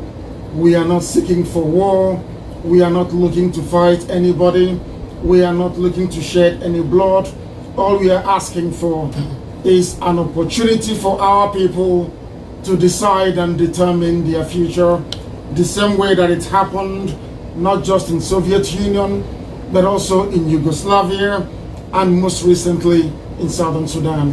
What we are asking for is a peaceful dissolution of Nigeria and the emergence of Biafra within the international community of nations. Well, you mentioned Southern Sudan, but before I go to that question, I'd like to understand the states that the Biafran people are living. You mentioned Igbos, etc. Don't they function within the Nigerian government, where they have senators, they have governors, they have people that sort of advocate for you guys? Don't you have those? The Nigerian political arrangement does not allow for what I would refer to as effective advocacy to address repression and apartheid. What is happening in Nigeria is a far more sophisticated system of discrimination and apartheid, and as recently acknowledged by the former head of state, Olusegun Obasanjo, this very program of Fulanization permeates every strata of society. In other words, those that you call senators and representatives, unless you are in support of the Fulani agenda, you will not be elected. Unless you're in support of the Fulani agenda, you will be rigged out of office. It is a very mean, relentless political machinery that will grind into the dust any opposition that they encounter. What they are seeking to do is to turn us to some kind of mini Hausa state where, although the Hausa people have their language, everything else has been Fulanized. They have no home, they have no hope, they have no political dimension, and they have no cultural value. Everything has been subsumed under this huge umbrella of Fulani jihadi concept, so to speak. Unless you're part of them, you will not be elected into office. Unless you're part of them, your political aspirations will never even get to take off. Well, I mean, that's a strong statement to make. The population of Nigeria is 50-50, Christian 50, Muslim 50-50, right? So why are you targeting the Fulanis. Yes, we know that they have the Boko Haram and all that situation, but they're not only fighting your group, they're fighting the whole of Nigeria. And as far as we know, internationally, the Nigerian government is fighting back with the help of international organizations. Why would you say you have to be a part of the Fulani group to be elected in office when in Lagos, for example, the Fulanis, most of them don't live in that area, they do not. For you to appreciate what I'm saying or the magnitude of it, I'll give you a very simple example. 2 Yoruba men have risen to the apex office in Nigeria, Olusegun Obasanjo and Ernest Shonekan. Those 2 men were put into office by Fulani men, not by Yorubas. Yorubas never voted for Obasanjo to start with. The only Yoruba man that came out or that had a semblance of independent mindedness, who is MKO Abiola, the Fulanis refused, and he never made it into office. They killed him in the process. That is the power that they wield. That is the might that they control. They're not doing it alone. The British is helping them. I am British, but I have to speak the truth. The British government elevated the Fulani class to a position of political power and authority to lord it over everybody. And for that very specific reason, some of their excesses that has to do with terrorism, not just one terrorist group, mind you, but 4, funded and staffed by only Fulani people, Boko Haram, the Fulani headsmen, ISIS in West Africa, and Al-Qaeda in the Maghreb. No sane human being will wish to remain in the same country with people that do not value human life. I don't want us to underestimate the power that they wield. Every layer of government, be it judiciary, the army, the police, the executive, everywhere is staffed by Fulani people. It is a level of nepotism that no one has ever encountered before. That is the reality on the ground, and that is what we're having to deal with on a daily basis. Would it be that the Fulani people are the ones that are voting, and the rest of the nation is not really putting enough effort or energy in the electoral process in Nigeria? There is nothing like an electoral process in Nigeria, and it is not that the Fulanis are voting. The British taught them how to rig elections, and they have over the years perfected it. Unfortunately, some Yoruba people, like Bola Ahmed Tinubu, have allowed himself or his judgment to be clouded by his singular pursuit of the presidency in 2023, and for that very reason, he has more or less acquiesced. He is prepared to allow the Fulani the space to carry out what I call political, cultural, and social impunity because of power. And today, everybody is paying the price for that. They do not vote. They go to Chad and they go to Niger Republic to import even children of 4 years old to thumbprint ballot boxes to have the numbers inflated that they may retain their preeminent position in the political hierarchy in that very dreadful country called Nigeria. It is a well-rehearsed approach. It is something they have been doing from 1952, and they will not stop until they are compelled to do so. Well, how do you wish to go about this, or what's your plan? Our plan is to remain on the path of peaceful agitation and civil disobedience in every way that we can until they see the need to grant us our referendum. We are in contact with governments of the world.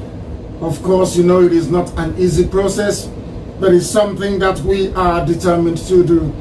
Apartheid South Africa went through the same phase of subjugation of the majority, or acting contrary to the will of the majority. The same way that these Fulani jihadists are behaving today in Nigeria. But one thing is certain, we are not going to stop our agitation. We are not going to stop protesting. We are not going to stop lobbying the international community until Biafra is restored. Okay. Does the UN recognize Biafra right now? Is it recognized? Everybody knows about Biafra. In terms of official recognition, the answer is no. Okay. Also, well, how would you translate the proverb, united we stand, divided we fall? The agenda of the Biafra is seen to divide. Aren't we supposed to all fight a common enemy if we keep mentioning the British as the ones who empowered a particular sector of the Nigerian geographical and cultural population? Are we not faced? Who are we agitated towards? The government or the British? I will say the ignorance of the black man is the primary source of the problems we're encountering today. As black people, I don't feel sorry for myself. I like to speak the truth always, regardless of the consequences. We have not actually excelled in terms of being able to analyze situations and articulating a way forward out of every mess that we find ourselves in Africa. Of course, the common enemy is imperialism. The common enemy is poverty. The common enemy is backwardness. The common enemy is lack of infrastructure and all the rest of it. But the only way to resolve it is to allow people to express their views freely, not to be compelled to do so by an arrangement that is not only alien to Africa, but is counterproductive to our yearnings and aspiration in the 21st century. You do not force people to belong together. Britain have just voted to leave the EU. They're finalizing that very arrangement. The European Union is an amalgamation of willing democracies in Western Europe to commonize their interest and their political development. We were not giving that very opportunity. If you say to the Yorubas, to the Igbos, to the Yefiks, to the thieves to come together to agree a common formula of governance, I will begin to accept that. But nobody asked us about Nigeria. A British company came to trade, and from there they started to experiment with us. They created a country which I maintain is artificial and has no basis in natural justice nor law, and it will be inimical to our progress for us to accept it. If there is some sort of sovereign national conference that allows us to be together as a nation, people agree their constitution and how they cohabit or how they coexist, that is also excusable and understandable.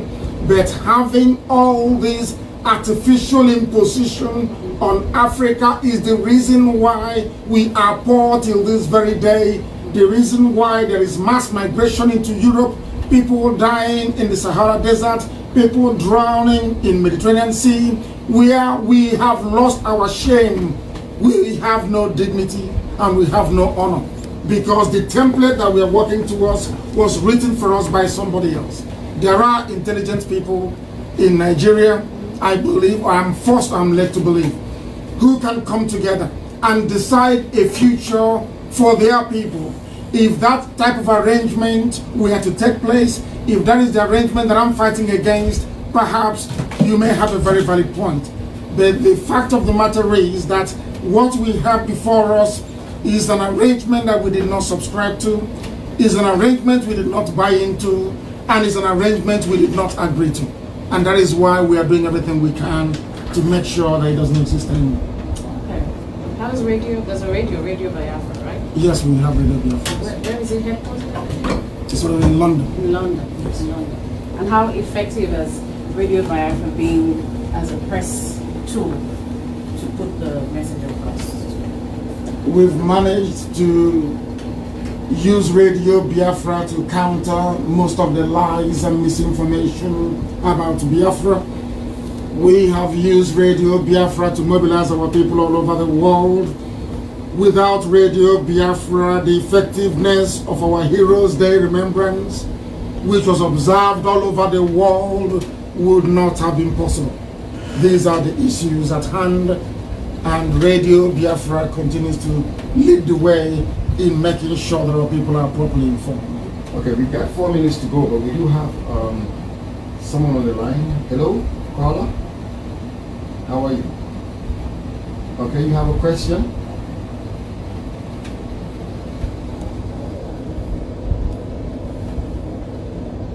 My name is... Not at all. I want everybody to be independent on their own. If you then want to have a country called Nigeria, people will then sit around the table to discuss it and to agree the modalities. That's what I'm saying, in effect. Free will of the people must prevail, as it is in America.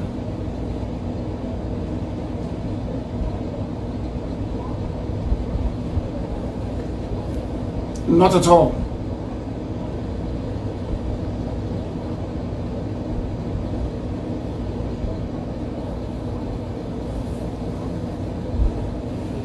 I was actually born the day that Biafra was declared, and let me say this to you: we have to fight wars to survive. America fights war every blessed year. This very second, America is fighting a war somewhere in the world. It does not matter how many years it takes or how many wars. I beg your pardon? A lot of people we are lost, and we will lose even more to make sure that Biafra comes. Yes, we lost a lot of people, and we are prepared to sacrifice many more to ensure that Biafra comes. I have answered your question. The answer is yes, yes, and yes. Okay. And let me repeat, we will fight another war to ensure that Biafra comes. You indicated that your organization is a peaceful one. Now yes. You're talking about war. So which are you? Are you? No. There is this thinking in Africa. There is this thinking in Africa that self-preservation is the end-all and be-all of human existence. What we are trying to say is that life is meaningless if there is no freedom. Life is meaningless if there is no dignity. Yes, go ahead.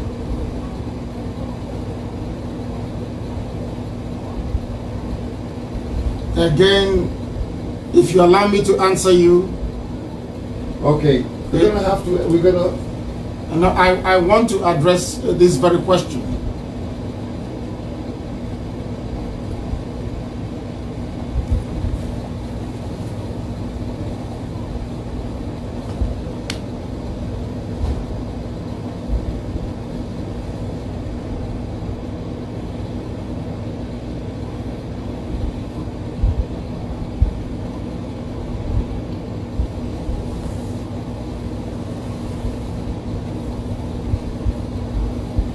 Okay. Well, Paula, I would like to end it here. Thank you very much for your call, and sir, thank you very much. And no, we actually out of time right now. It's 1 o'clock. But you have any last word? Yes, please. That is the misinformation we've been talking about and what we set up Radio Biafra. There is nothing like South nor Niger Delta. There are concoctions by people that wish to divide Biafra. And there is oil right across every Igbo state. The largest gas reserve in Africa is in Imo State, which is an Igbo state, so to speak. Even the so-called Niger Delta encompasses Abia State as well, which is an Igbo state. This trying to make the argument for Biafra to center around oil is very, very sad, regrettable, and is something that we are fighting seriously against, and why we have Radio Biafra. Such information, such ideology, such thinking and reasoning has no place in a civilized society. We are fighting for our freedom and not for oil, nor for gas. All right, thank you very much, sir, for taking the time and coming in, and hope that you will succeed in in a peaceful way. But I am an African, and I believe that we should all live together. I don't believe in separation. We are having the same situation in Senegal right now, with Casamance trying to get out of Senegal, and you know, we had South Sudan, and it has not been successful. South Sudan is a mess, and you know, we need to look at ourselves as brothers and sisters and work towards a peaceful solution, not try to break away. Now I understand what you said about your senators not doing their job, but then vote them out, get somebody that will do what it takes to bring Biafra to what you want Biafra to be. Once again, I'd like to say thank you very much, and I thank you very much, gentlemen, for bringing your leader, you know, and enlightening us about what your struggle is, and we hope that it works out. Thank you very much. Thank you for having me. Thanks. All right, it's 2 minutes past the hour of 1 o'clock. You're listening to 89.3 FM. Some people don't know how we fight. Some people don't know how we fight. They started slavery. They started to sell our people, and as a result, the white man came and took us away. They started it, and that was why God punished our people, because the chief priests of God were corrupt at where we come from. So we have a place of pilgrimage. Before the white man came, we used to go to a place to go and pray. Very, very African. No external influence. Mind you, we are the only people in Africa. I repeat, we are the only large body of people in Africa not to be conquered by anybody, and we never conquered anybody until the white man came. Islam never got there. The Songhai Empire never got there. The Kanem Borno Empire never got there. The Benin Kingdom never got there. The Yoruba expansionism never got there. We remained as a people. So our knowledge of God is untainted by any external influence. We knew God before the white man came. Yeah, the same what the Ethiopian says sometimes, that they never been conquered. But I know that the civilization is always through the war that people get experience of other people. But anyway, this is not my question. How do we explain the truth? What kind of values do you have in this religion, differently to others? Truth. Truth is central to what we preach here in this religion called Biafra. Truth is critical because without truth, they won't exist. Because we believe that God created the world based on truth, based on science. Science is truth. Not only truth? No, I will explain to you. The process of empiricism is predicated on the irreducibility of truth. In other words, water is H2O, hydrogen. As they will say in economics, if everything is equal, if you add 2 molecules of hydrogen with oxygen, you will always get water. If you do this experiment from now till the kingdom come, you will always get water, as long as all things being equal. Anytime you put 2 molecules of hydrogen and oxygen together, you get H2O, water to drink. Fact of life. Right? If you start fire now and place liquid in this cup, water, and put it on fire, this water will boil at a particular centigrade, which is 100 degrees centigrade. If you're in outer space, I think it comes to either 40 or 50 degrees centigrade, boiling point of water. That is an irreducible fact. You can't change it, or only if you alter the circumstance of your experimentation. The same way that truth is irreducible. The truth of the matter is that you are here today, wearing glasses, dressed in this suit, and you are here. That is the truth. You came here today. Nobody can take that truth away, no matter how they try to bend it. That is what Biafra is based upon, truth. The same debate is now happening in the Vatican between the Africa representative, who is Cardinal Arinze, and the current Pope, because the current Pope Francis said that truth is relative, depending on how you see it. What may appear as truthful to you may not. No, we said no to that. Arinze said no, that truth is absolute. It doesn't change. Truth is truth and a lie is a lie. The man said to the Pope, if you remove truth from the teachings of Catholic religion, that means I shouldn't exist. Because the essence of we, Igbo people, Biafran people, is truth. Once you remove truth from us, we fail to exist. And that was where Nigeria succeeded. Nigeria removed truth from them. That is why they are here.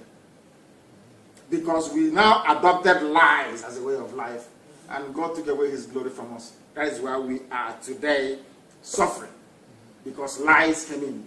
Everything about Biafra is truth. Our ancestors used to say before we were born, Eziokubund. What it means is that truth is life. From childhood, they tell you, truth is life. Is that right? Yes. Until you're old, and you tell your own children, truth is life. And they tell their children, and everybody is Yokubundu. The only people to survive on that. There was no police to tell you what truth means, where we come from. No police, no standing army. Yes, there was no war and no conquest. Because we believe. That tells you that if you go back to the originality of it, any society that is predicated on truth, they never go to war. But the history of human shows that if the truth in the way you say is such a truth which doesn't implicate the development, because the brain of human is always, there is even science, what we say, there is a phenomenon of verification and falsification. This means once you establish the truth, but through the time there is change, and the truth can take another value which verify the previous one. No, this means it is no longer truth. This means in Biafra, the time is stopped to still keep them, I would say it, being childish. To tell them the truth. Do you know the truth of a child is that, you know, the police is, I just want to give an example.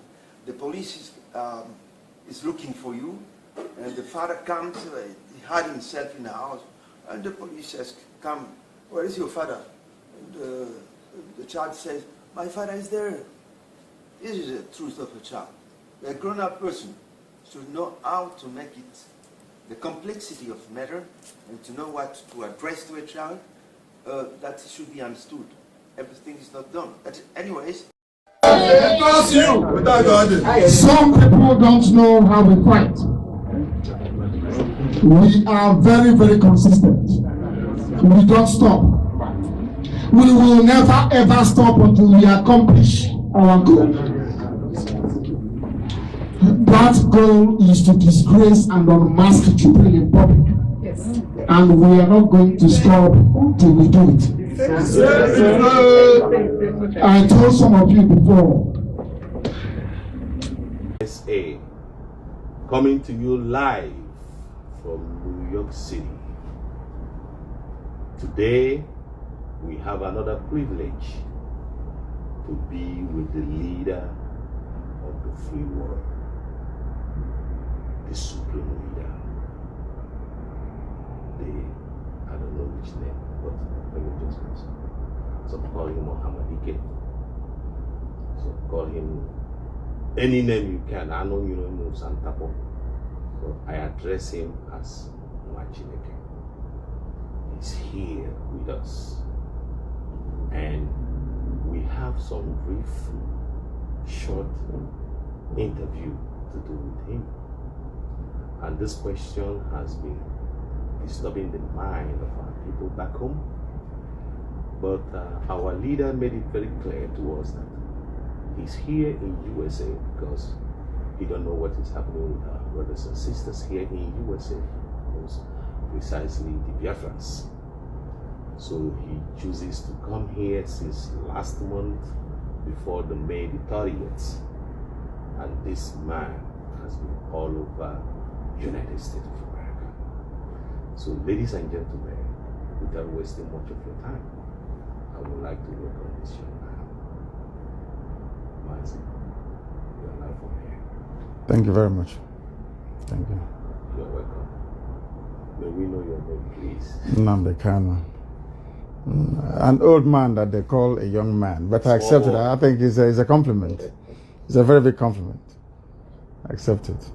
You are welcome to USA. Thank you. And before we further with many questions, there was an event that took place here in Crown Plaza Hotel, JFK, New York City. And I am the coordinator. The whole place was jam-packed. We were very busy in the hall, but I was meant to know that more than 60% of people were turned back, to the extent that the hotel, they have to shut down the elevator to deny people access to the floor where we're having the town hall. Are you aware of that? Yes, I was told, because a lot of people have come ever since to complain. A lot of our people that live around New York area tried to get into the event. They weren't able to do so because their hall had filled to capacity and was overflowing. And even those that went to ease themselves couldn't get back in anymore because their seats were taken. And the fire service actually complained to the hotel that, we had too many people on the 9th floor of the Crown Plaza Hotel near JFK here in New York. And for that reason, they had to shut down the elevator. So a lot of people, very important people, I must say, weren't allowed to get into the hall afterwards. It wasn't very pleasant because I would have wanted to have all of them in the hall. But as it turned out, it allowed me then to go to a billboard the next day or two to go and address them, to calm their feelings and to assuage their worries, because a lot of them were worried that they couldn't come into the hall to hear me speak. So all in all, it was a well-managed event, or should I say incident. But next time, I hope we'll be able to get a bigger hall to accommodate everyone. You're welcome. The next big question is this. Some people have asked me about that. The red heart that you're putting on now, is it the significance of battle or war? Can you explain more about that red beret? We are confronting the enemy right now as I speak or as we interact. Anybody who doesn't know what is happening back home is either deceiving him or herself, or is living in a cloud cuckoo land, because the fact of the matter is that the enemies have come, they are in our land, and we are engaging them as we speak. On a daily basis, we are engaging them in Ebonyi, in Enugu, and before that in Anambra as well. And so it is a sign of the time. Anytime I'm putting on this hat, it signifies that our people are engaged on the ground massively in an effort to repel the vandals, the invaders who are in our land. They keep trying, but we keep repelling them, and we shall continue to do so. It doesn't matter what they say, how frightening their press statements may come across. Insofar as Biafra land is concerned, that is IPOB territory, and we shall continue to meet them. Okay.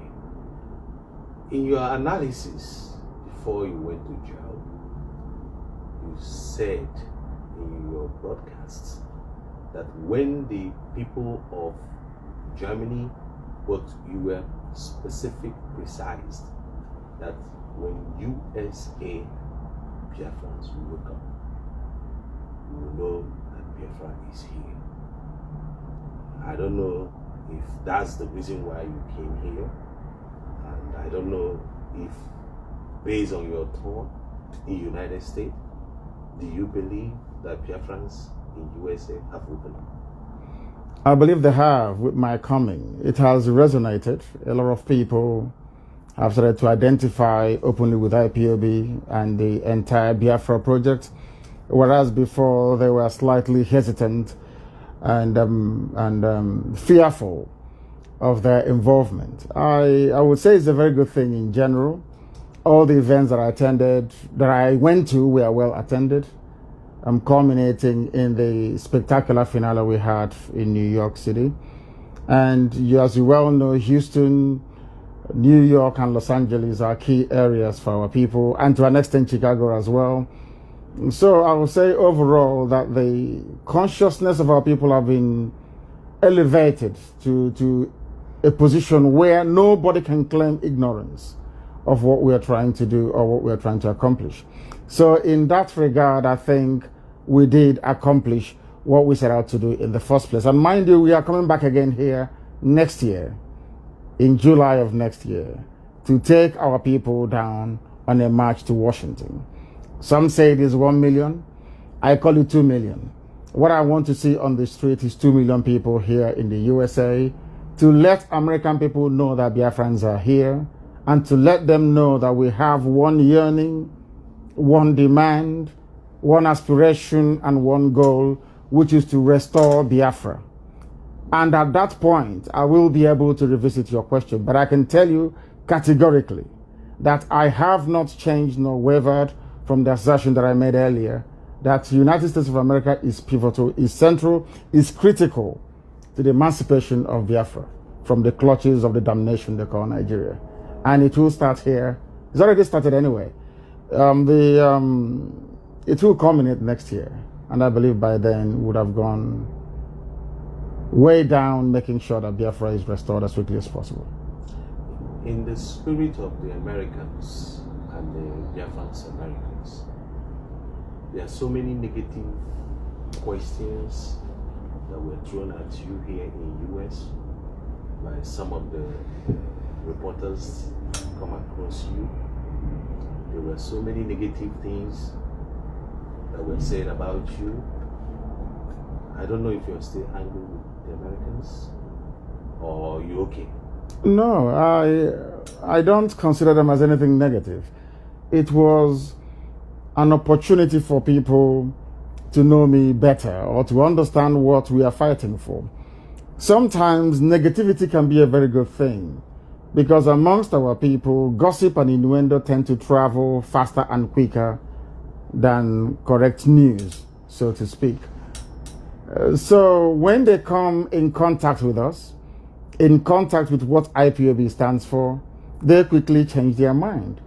So I wouldn't see it as anything negative, but as a very positive opportunity for us to try and explain ourselves properly, that we might be properly understood also by the people. The main important point. We know you have already treated it, but all right? You have touched that part in many of your town hall meetings. But I would like you to bury it now, because you are in USA and you are in New York. The issue of defense fund. You have handled that issue. Can you enlighten more about that issue of the defense fund? Are you going to start it again? Or that will be it? Defense fund will be ongoing at some point in the future. I will announce it. And by then, I hope that people would have been sufficiently informed as to the need for it to enable them make the decision to contribute towards it. Defense fund was not paid by Americans in totality, not even amongst IPOB family members. Those of you in New York did not pay. We did. No, we didn't say it. You didn't pay. No, you go and ask him for your money. You don't ask us. We are telling you. We paid to Urania. No, but the money. That's why this is live, so he can hear you too. Neneyanya is our overall finance officer, IPOB worldwide, and she is a woman of immense integrity and substance. One of the pioneer contributors to Radio Biafra and IPOB before a lot of people came along. Anything she tells me, I believe, is gospel, and everything is properly documented. You are aware that when we went to the Chicago town hall meeting, we provided proof of the money we paid to Bruce Fein. Sure.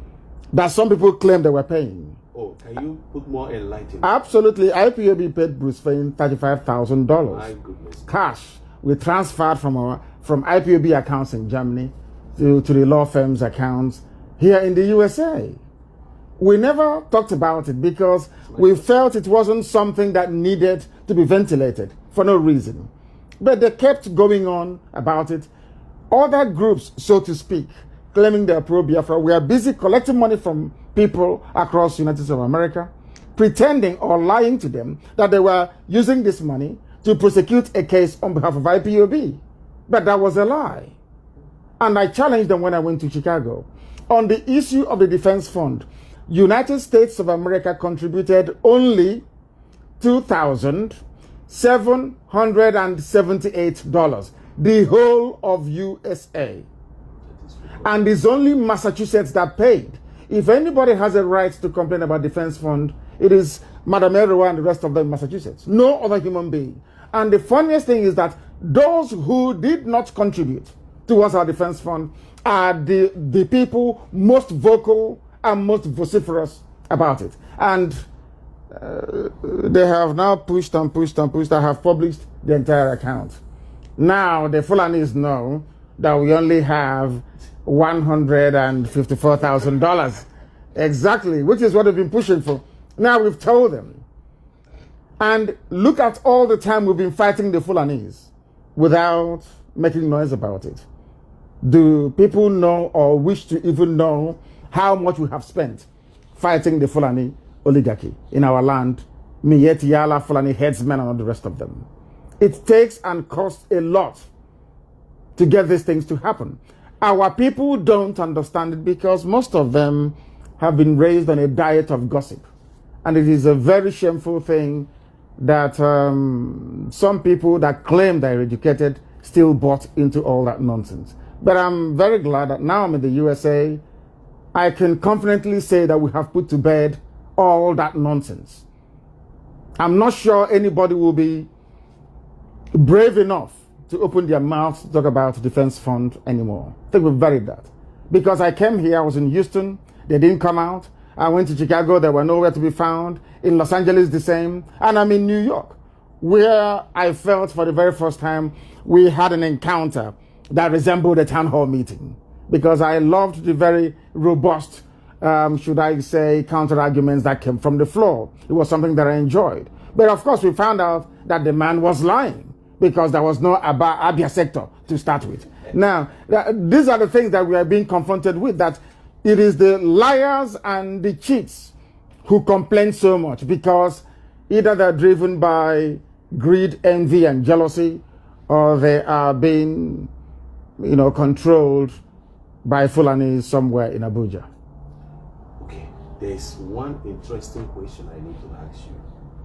Because so many Americans, Biafran Americans, they are being, they felt threatened when you announce that there will be no forgiveness. So now, if the Americans are waking up from their sleep and gossip and playing of obesity, are you going to forgive them? The only forgiveness I will ever contemplate is that if they join IPOB and participate in the restoration of Biafra, pay their dues and contribute, I repeat, contribute towards the emancipation of our land. If they don't do that, then they will not enter Biafra. Okay, so let's go further down. The issue of $1. You told them to pay $1. So if they pay $1, they will enter Biafra. Of course they will. No, if they pay $1, they enter Biafra. Not $1 once, every month. Them and their children. Okay. Every blessed month until Biafra, until our flag is raised up. Then the hardcore. Yes. Because those that pay £60 a month. Well or $60, I should say. Because this is America. Immediately you leave.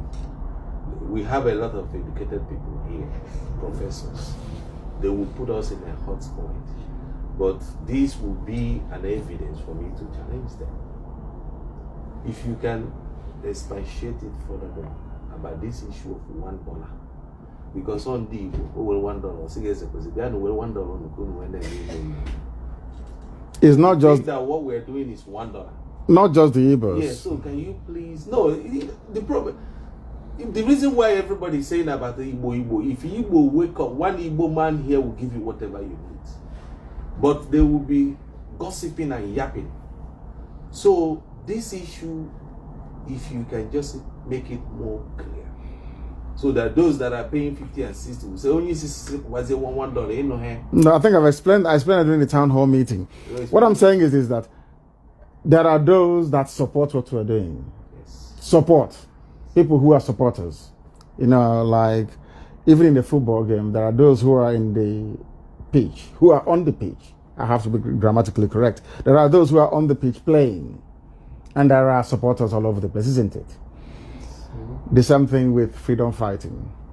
We will have supporters. But at the same time, those that pay 60, not 50, $60 every month are the hardcore. Those who are under oath. Those who are entitled to know what is happening. The other people outside are mere supporters. They are not under oath. They are not required to take any oath, but they support Biafra. Then so many people are telling me to let you go and rest. That we have pulled you so much. But I will just give you my own last questions. Good evening, ladies and gentlemen. This is Umujuku Writers Media Group, USA, coming to you live from New York City. Today, we have another privilege to be with the leader of the free world, the supreme leader. I don't know which name, but let me just mention. Some call him Mohammed. Some call him any name you can. I know you know him Santapo. So I address him as Mwachineke. He's here with us. And we have some brief, short interview to do with him. And this question has been disturbing the mind of our people back home. But our leader made it very clear to us that he's here in USA because he don't know what is happening with our brothers and sisters here in USA, most precisely the Biafrans. So he chooses to come here since last month before the May the 30th. And this man has been all over United States of America. So ladies and gentlemen, without wasting much of your time, I would like to welcome this young man. Mazi, you're live from here. Thank you very much. Thank you. You're welcome. May we know your name, please? Nnamdi Kanu. An old man that they call a young man, but I accept it. I think it's a compliment. It's a very big compliment. I accept it. You are welcome to USA. Thank you. And before we further with many questions, there was an event that took place here in Crown Plaza Hotel, JFK, New York City. And I am the coordinator. The whole place was jam-packed. We were very busy in the hall, but I was meant to know that more than 70-60% of people were turned back, to the extent that the hotel, they have to shut down the elevator to deny people access to the floor where we're having the town hall. Are you aware of that? Yes, I was told, because a lot of people have come ever since to complain. A lot of our people that live around New York area tried to get into the event. They weren't able to do so because the hall had filled to capacity and was overflowing. And even those that went to ease themselves couldn't get back in anymore because their seats were taken. And the fire service actually complained to the hotel that, you know, we had too many people on the 9th floor of the Crown Plaza Hotel near JFK here in New York. And for that reason, they had to shut down the elevators. So a lot of people, very important people, I must say, weren't allowed to get into the hall afterwards. It wasn't very pleasant because I would have wanted to have all of them in the hall, but as it turned out, it allowed me then to go to Bibo the next day or two to go and address them, to calm their feelings and to assuage their worries, because a lot of them were worried that they couldn't come into the hall to hear me speak. So all in all, it was a well-managed event, or should I say incident. But next time I hope we'll be able to get a bigger hall to accommodate everyone. You're welcome. The next big question is this. Some people have asked me about that. The red heart that you're putting on now, is it the significance of battle or war? Can you explain more about that red beret? We are confronting the enemy right now as I speak or as we interact. Anybody who doesn't know what is happening back home is either deceiving him or herself, or is living in a cloud cuckoo land, because the fact of the matter is that the enemies have come, they are in our land, and we are engaging them as we speak. On a daily basis, we are engaging them in Ebonyi, in Enugu, and before that in Anambra as well. And so it is a sign of the time. Anytime I'm putting on this hat, it signifies that our people are engaged on the ground massively in an effort to repel the vandals, the invaders who are in our land. They keep trying, but we keep repelling them, and we shall continue to do so. It doesn't matter what they say, how frightening their press statements may come across. Insofar as Biafra land is concerned, that is IPOB territory, and we shall continue to meet them. Okay. In your analysis before you went to jail, you said in your broadcasts that when the people of Germany, but you were specific, precise, that when USA Biafrans will come, you will know that Biafra is here.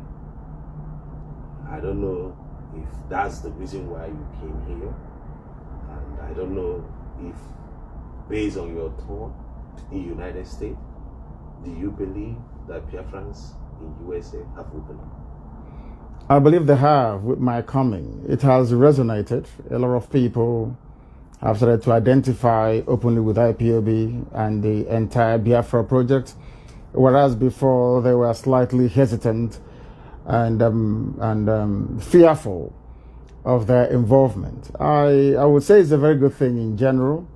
All the events that I went to were well attended, culminating in the spectacular finale we had in New York City. And as you well know, Houston, New York, and Los Angeles are key areas for our people, and to an extent Chicago as well. So I would say overall that the consciousness of our people have been elevated to a position where nobody can claim ignorance of what we are trying to do or what we are trying to accomplish. So in that regard, I think we did accomplish what we set out to do in the first place. And mind you, we are coming back again here next year, in July of next year, to take our people down on a march to Washington. Some say it is 1 million. I call it 2 million. What I want to see on the street is 2 million people here in the USA, to let American people know that Biafrans are here, and to let them know that we have one yearning, one demand, one aspiration, and one goal, which is to restore Biafra. And at that point, I will be able to revisit your question. But I can tell you categorically that I have not changed nor wavered from the assertion that I made earlier, that the United States of America is pivotal, is central, is critical to the emancipation of Biafra from the clutches of the damnation they call Nigeria. And it will start here. It's already started anyway. It will culminate next year. And I believe by then we would have gone way down, making sure that Biafra is restored as quickly as possible. in the spirit of the Americans and the Biafrans Americans, there are so many negative questions that were thrown at you here in US by some of the reporters come across you. There were so many negative things that were said about you. I don't know if you're still angry with the Americans or you okay? No, I don't consider them as anything negative. It was an opportunity for people to know me better or to understand what we are fighting for. Sometimes negativity can be a very good thing because amongst our people, gossip and innuendo tend to travel faster and quicker than correct news, so to speak. So when they come in contact with us, in contact with what IPOB stands for, they quickly change their mind. So I wouldn't see it as anything negative, but as a very positive opportunity for us to try and explain ourselves properly, that we might be properly understood also by the people. The main important point. We know you have already treated it, but all right? You have touched that part in many of your town hall meetings.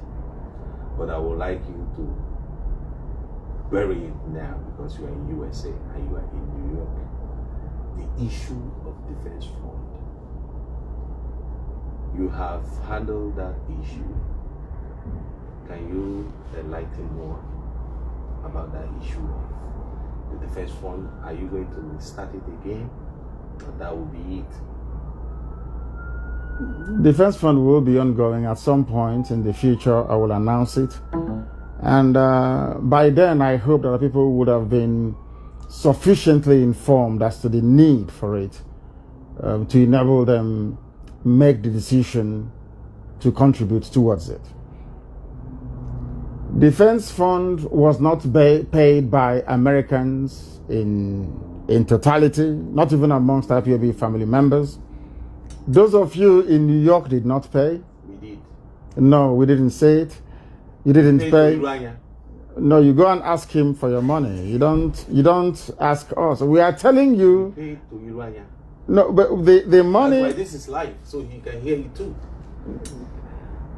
Nene is our overall finance officer, IPOB worldwide, and she is a woman of immense integrity and substance. One of the pioneer contributors to Radio Biafra and IPOB before a lot of people came along. Anything she tells me, I believe, is gospel, and everything is properly documented. You are aware that when we went to the Chicago town hall meeting, we provided proof of the money we paid to Bruce Fein. Sure. That some people claim they were paying. Oh, can you put more enlightenment? Absolutely. IPOB paid Bruce Fein $35,000. My goodness. Cash. We transferred from IPOB accounts in Germany to the law firm's accounts here in the USA. We never talked about it because we felt it wasn't something that needed to be ventilated for no reason. But they kept going on about it. Other groups, so to speak, claiming they're pro-Biafra, we are busy collecting money from people across the United States of America, pretending or lying to them that they were using this money to prosecute a case on behalf of IPOB. But that was a lie. And I challenged them when I went to Chicago. On the issue of the defense fund, United States of America contributed only $2,778, the whole of USA. And it's only Massachusetts that paid. If anybody has a right to complain about defense fund, it is Madam Erwa and the rest of them in Massachusetts. No other human being.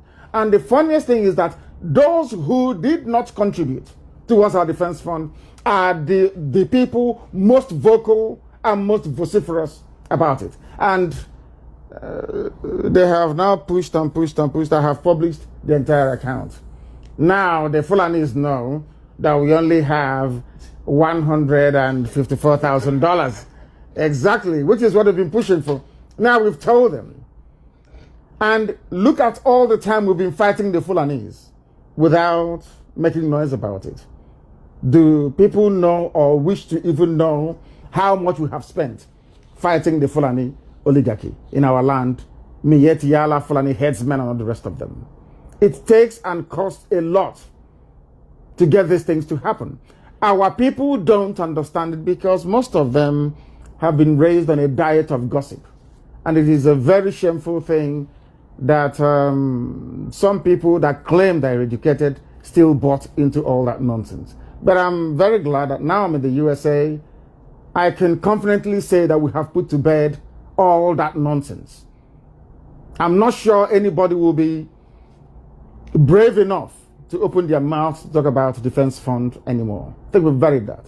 Because I came here, I was in Houston, they didn't come out. I went to Chicago, they were nowhere to be found. In Los Angeles, the same. And I'm in New York, where I felt for the very first time we had an encounter that resembled a town hall meeting. Because I loved the very robust, should I say, counter-arguments that came from the floor. It was something that I enjoyed. But of course, we found out that the man was lying because there was no Abia sector to start with. Now, these are the things that we are being confronted with, that it is the liars and the cheats who complain so much because either they're driven by greed, envy, and jealousy, or they are being, controlled by Fulani somewhere in Abuja. Okay, there's one interesting question I need to ask you. Because so many Americans, Biafran Americans, they are being, they felt threatened when you announce that there will be no forgiveness. So now, if the Americans are waking up from their sleep and gossip and pleading of obeism, are you going to forgive them? The only forgiveness I will ever contemplate is that if they join IPOB and participate in the restoration of Biafra, pay their dues and contribute, I repeat, contribute towards the emancipation of our land. If they don't do that, then they will not enter Biafra. Okay, so let's go further down. The issue of $1. You told them to pay $1. So if they pay $1, they will enter Biafra. Of course they will. No, if they pay $1, they enter Biafra. Not $1 once, every month. Them and their children. Okay. Every blessed month until Biafra, until our flag is raised up. Then the hardcore. Yes. Because those that pay £60 a month, or $60, I should say. Because this is America. Immediately you leave, we have a lot of educated people here, professors. They will put us in a hot spot. But this will be an evidence for me to challenge them. If you can expatiate it further down about this issue of $1. Because on the $1, it's not just that what we're doing is $1. Not just the Igbos. Yeah, so can you please? No, the problem. The reason why everybody is saying about the Igbo, if Igbo wake up, one Igbo man here will give you whatever you need. But they will be gossiping and yapping. So this issue, if you can just make it more clear, so that those that are paying 50 and 60 will say, only 60 was it $1, you know, hey? No, I think I explained it during the town hall meeting. What I'm saying is that there are those that support what we're doing. Yes. Support. People who are supporters.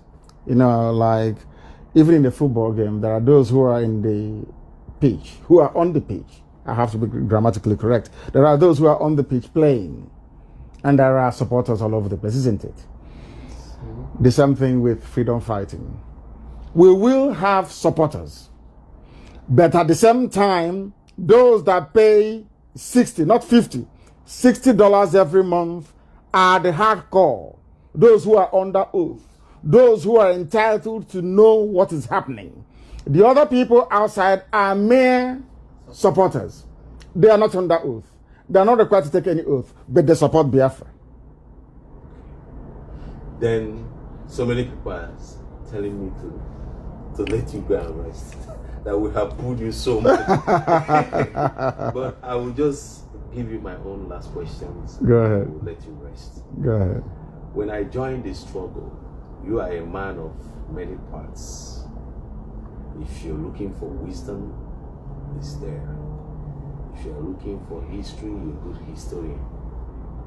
if you are in spiritual aspect, you are there. That's why I call you my bishop. And also I call you Wachidike. I remember that time I started listening to the radio. You will start saying that Biafra is our religion. Here on Radio Biafra worship. That's one of the things that drew me very close to you. And so I don't know if that religion, we are in it, or you still going to introduce us, because so many people are stopped going to church. I'm a Pentecostalist for like 30 years. Was born again at an early age of life. When I heard your voice, I felt I've been wasting my life all this while. So the truth I heard from you, I never heard it from the pulpit.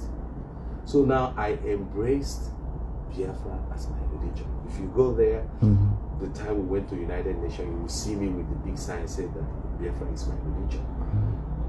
I don't hear you say it anymore. Before you close your broadcast, you will say Biafra is our religion. And here on Radio Biafra, we worship. They worship, yes. Is there any changes? You said before I closed my broadcast. Yes, yes. Recently, how many times have I been never broadcasting? heard it. So I no longer broadcast as frequently as I used to. That thing, you know. Now, Biafra is our religion. The same way it is here in America, that the survival, the sustenance, and the advancement of the ideals of USA is religion. Today is the 4th of July. And there are the stars and stripes, that's what you call the flag here, isn't it? It's flying everywhere. People are very proud, very patriotic. Because America is number one. It doesn't matter if you're a Baptist, a Catholic, a Pentecostal. That is all irrelevant. When duty calls, you serve America first. Is that correct? Sure. That makes America the number one religion here. The same way it will be in Biafra. That is why Biafra remains our religion. People have faiths. Those you're talking about people's faith. You can decide to express your faith via Judaism, via Christianity, via Pentecostalism, via whatever, Omenala, if you so prefer. But although I know that Omenala is the true Jewish way of worship anyway, but we'll get to that later. The centrality of every of our belief is predicated on the fact that Chukwu Okike Abiama gave us Biafra to bring light to Africa. And in that respect, Biafra is the religion. And one that must be held onto tenaciously. Unless you're closed, you're blind, you cannot see anything. But if you are in the spirit as we are, that is why every proclamation, every utterance comes to pass. With precision. Because Chukwu Okike Abiama is here. Because Biafra is a divine project. The blind cannot see it, I'm afraid. Only the wise can be let into the secret. And you only become wise when you are IPOB. Without IPOB, you are nothing. And we are going to demonstrate it before the whole world. That is why Biafra will come. With or without the input of all those people that think they matter. They do not matter because power resides with the people. And because of the suffering of the people, we have cried and cried and cried, and heaven have heard our petition. That is why the zoo is crumbling before our eyes. And that is why Somalia will be a better place than the zoo at the end of this process. And inevitably Biafra will come. And then we glorify heaven. So can you leave a word for New Yorkers and the New Jerseyans? It's for them not to think like black people. Once you reason like a black person, you're finished. You become a slave. Not just to the white people, but to your own ignorance as well. I ask them to reason like Biafrans. To recognize that we are made for a purpose. To bring light where once there was darkness. That is our mission, that is our goal. If they recognize it, then they will participate as I expect them to. A lot of them have shown interest. And hopefully they will come out to be part of what we're doing. Can you please round up this broadcast with that Biafra is our religion with your voice. I'll let you go. We preach the gospel of Elohim on Radio Biafra. That is why we maintain always and assiduously that Biafra, this same Biafra, is our religion and no other. You may have your faith, but Biafra is the religion. And on Radio Biafra is the platform of truth. That is where we shall continue to worship until Biafra comes and beyond. And we have only one God, indivisible, one Chukwukika Abiyama. And only Him is our God, now and forevermore. Thank you very much. Ladies and gentlemen, this is where we end today's broadcast. You have heard it from the horse's mouth. The prophet of all time. I'm not the leader of the few, what is Trump. No. Before they start complaining. You say that this is the last miracle on this planet Earth. Absolutely. That is, we are expecting the miracle. Absolutely. That it's only God that will give us Biafra. Absolutely. So this is Umuchukwu Writers Media Group USA. Yes, signing off. And we are about to sign off. Thank you very much. Thank you. Thank you. And God bless. Thank you. Thank you.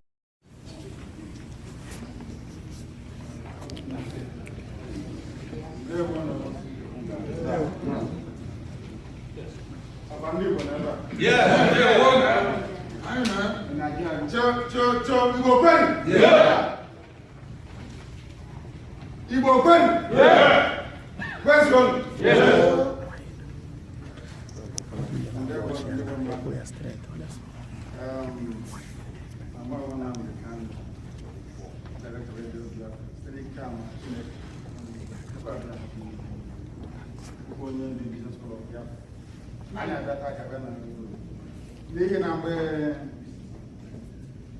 N'ihi na mgbe anyị na-amalite na ịma ụmụ ụfọdụ ihe gbasara ndị ebe anyị, our reference point was World Igbo Congress.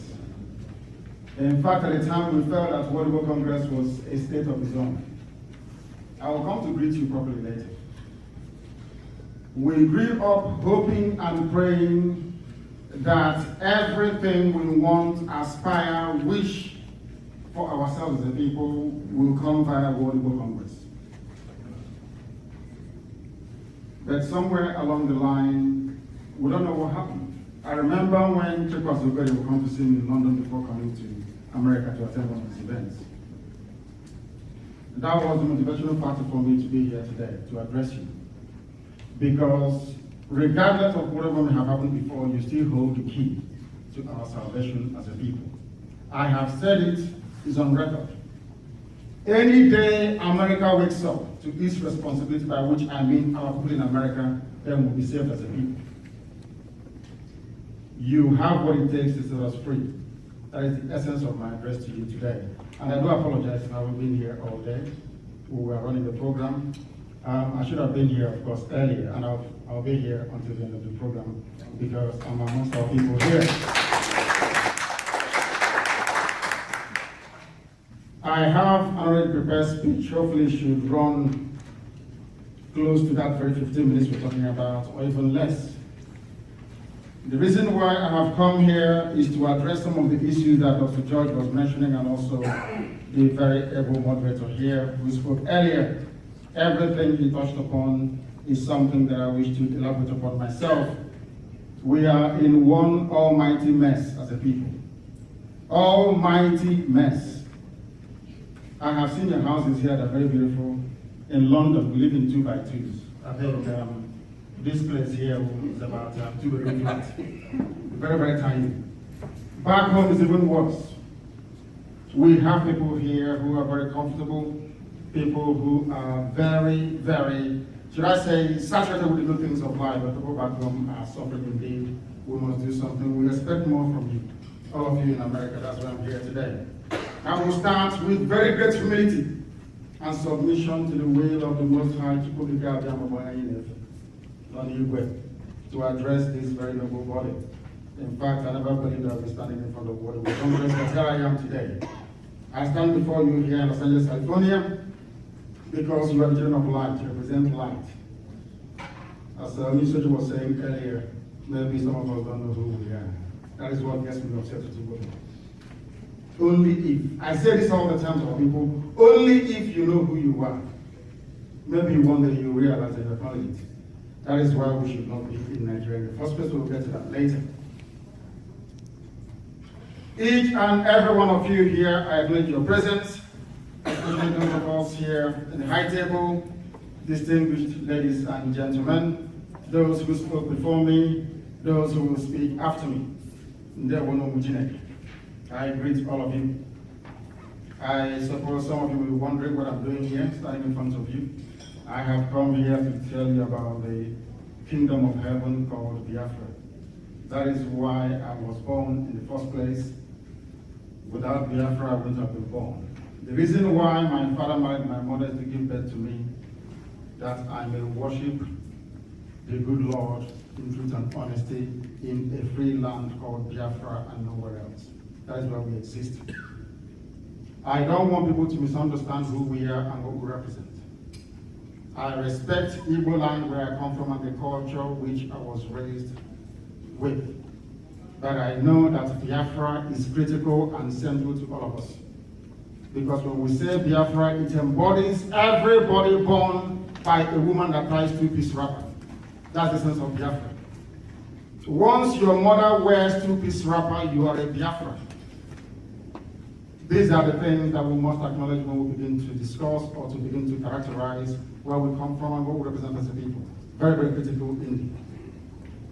My answer, as always, will be, is to come on an age. I have come here exactly the same way that Golda Meir did when Israel was being formed. She came to America to speak to the Jews in America to tell them about their duty and obligation to save the embryonic state of Israel. Today, I have come here to do exactly the same thing, to tell that you hold the key to unlock, in fact, to unchain Biafra from the damnation called Nigeria. You have what it takes. I'm not talking about the whole of America, I'm even talking about those of you who are here in this very hall today. Gathered. You have what it takes to set us free. And if you fail to apply yourselves to that, if you fail this very historic opportunity to not only set the record straight, but to make sure you extricate our people from the zoo that is called Nigeria, then we have finished as a race. Chukwu Abiyama will visit upon the Igbo people something so horrendous that you regret ever being born. On the 22nd of this very month, something very, very magnificent will happen. I think I'm going to have to abandon my written speech to talk to you from the heart. Because this very year is the year of the blood moon. It happened last year, it will happen again this year. And the epicenter of these very lunar activities in Biafra land. These were confirmed by astronomers in Europe. It signifies and portends very goodwill for our people, only if we can grab the opportunity to do so. Some of us forget who we are, that is why we are stuck in America. Our children are being killed back home every blessed day. Buhari can do whatever he likes. In fact, I was able to tell some of you I just supported Buhari. And if I have an opportunity, they say guns are free in America. If you give me a gun now, anybody who voted us for the Buhari will shoot the person dead. I'll go to prison. It's the worst that ever happened to us as a people. For very long, we've been suffering and in pain. The fact that we travel all over the world, and as it was rightly pointed out, we are blessed by the Most High Chukwu Abiyama, doesn't mean we must abdicate our responsibility to those who are less fortunate than ourselves who are back home. Suffering and in pain. Nothing is functioning. That is a mantra everybody speaks all the time. Who is going to stop us from being killed by our suffering soldiers? Who is going to make the impossible become possible in the lives of our people? If not you. If not those of you in America, who is going to do it? Is it those of us in Europe? We don't have anything. You are the ones with every opportunity. You are the ones that has everything. Why is it impossible for you to understand that so much is expected from you? Because whoever much is given, much is expected. If America doesn't come to save us, who's going to save us? Just please remind me. You have your beautiful cars and your lovely houses and you have your parties and they are so magnificent to behold. that you must try and go one step further.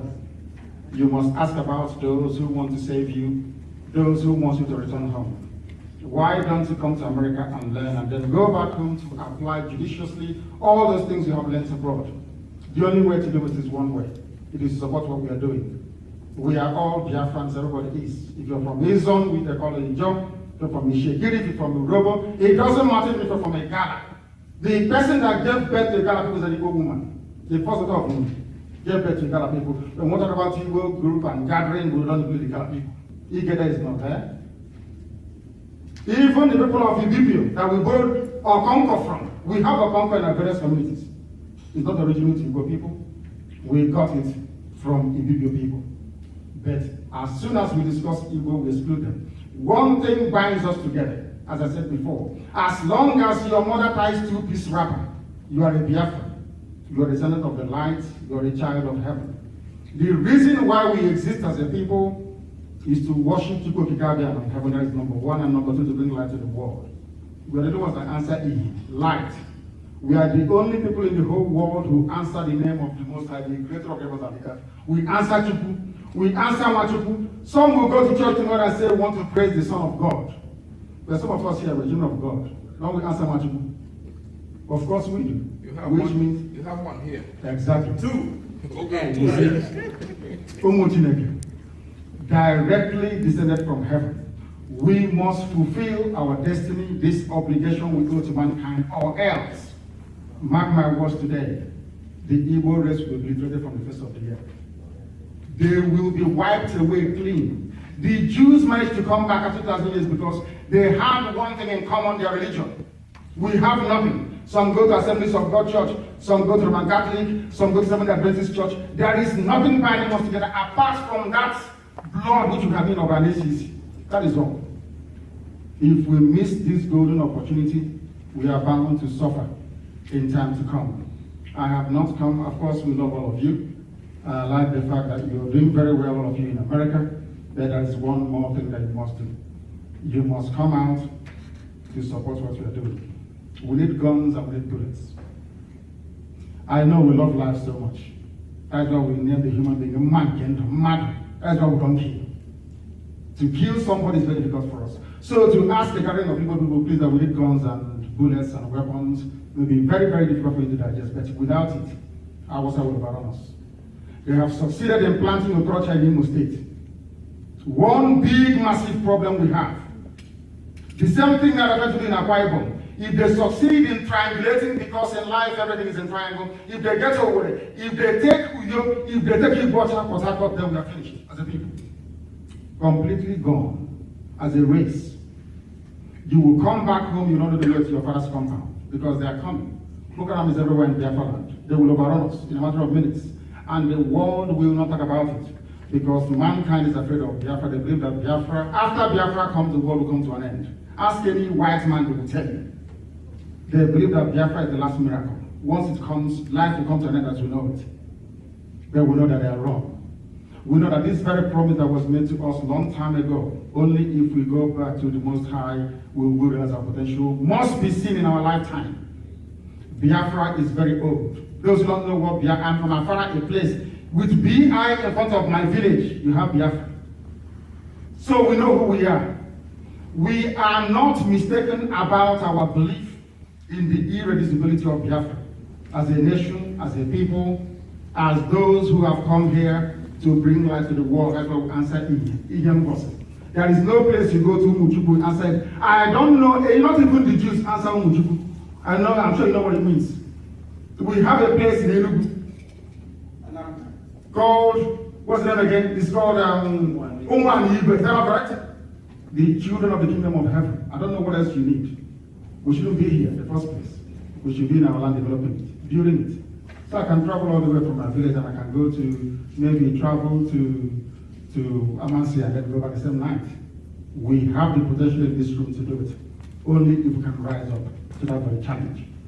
That is why the same way that Israel stood against every God is how Biafra is going to stand. Not just as a pinnacle to the survivability of the people who are downtrodden, people who we have pressed down for very long, but as a willing testimony to the kindness and the goodness of the Most High Biafra. I thank you all very much for listening, and I do hope in time to come that you bring yourself to appreciate what Biafra is. Thank you very much.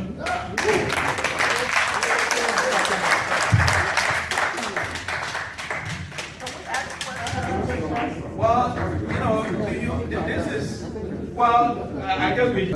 Oh, we had it last week. Because give them audience, please. Oh, we had it last week. I'm the man, we had it now, the chat. I'm people in the demonstration. Okay, I'm Joe calling from Amimo, from Houston, just coming up from Houston. So, here now, I'm not to director. Only she developed the web have fund to take care of the mother, the father.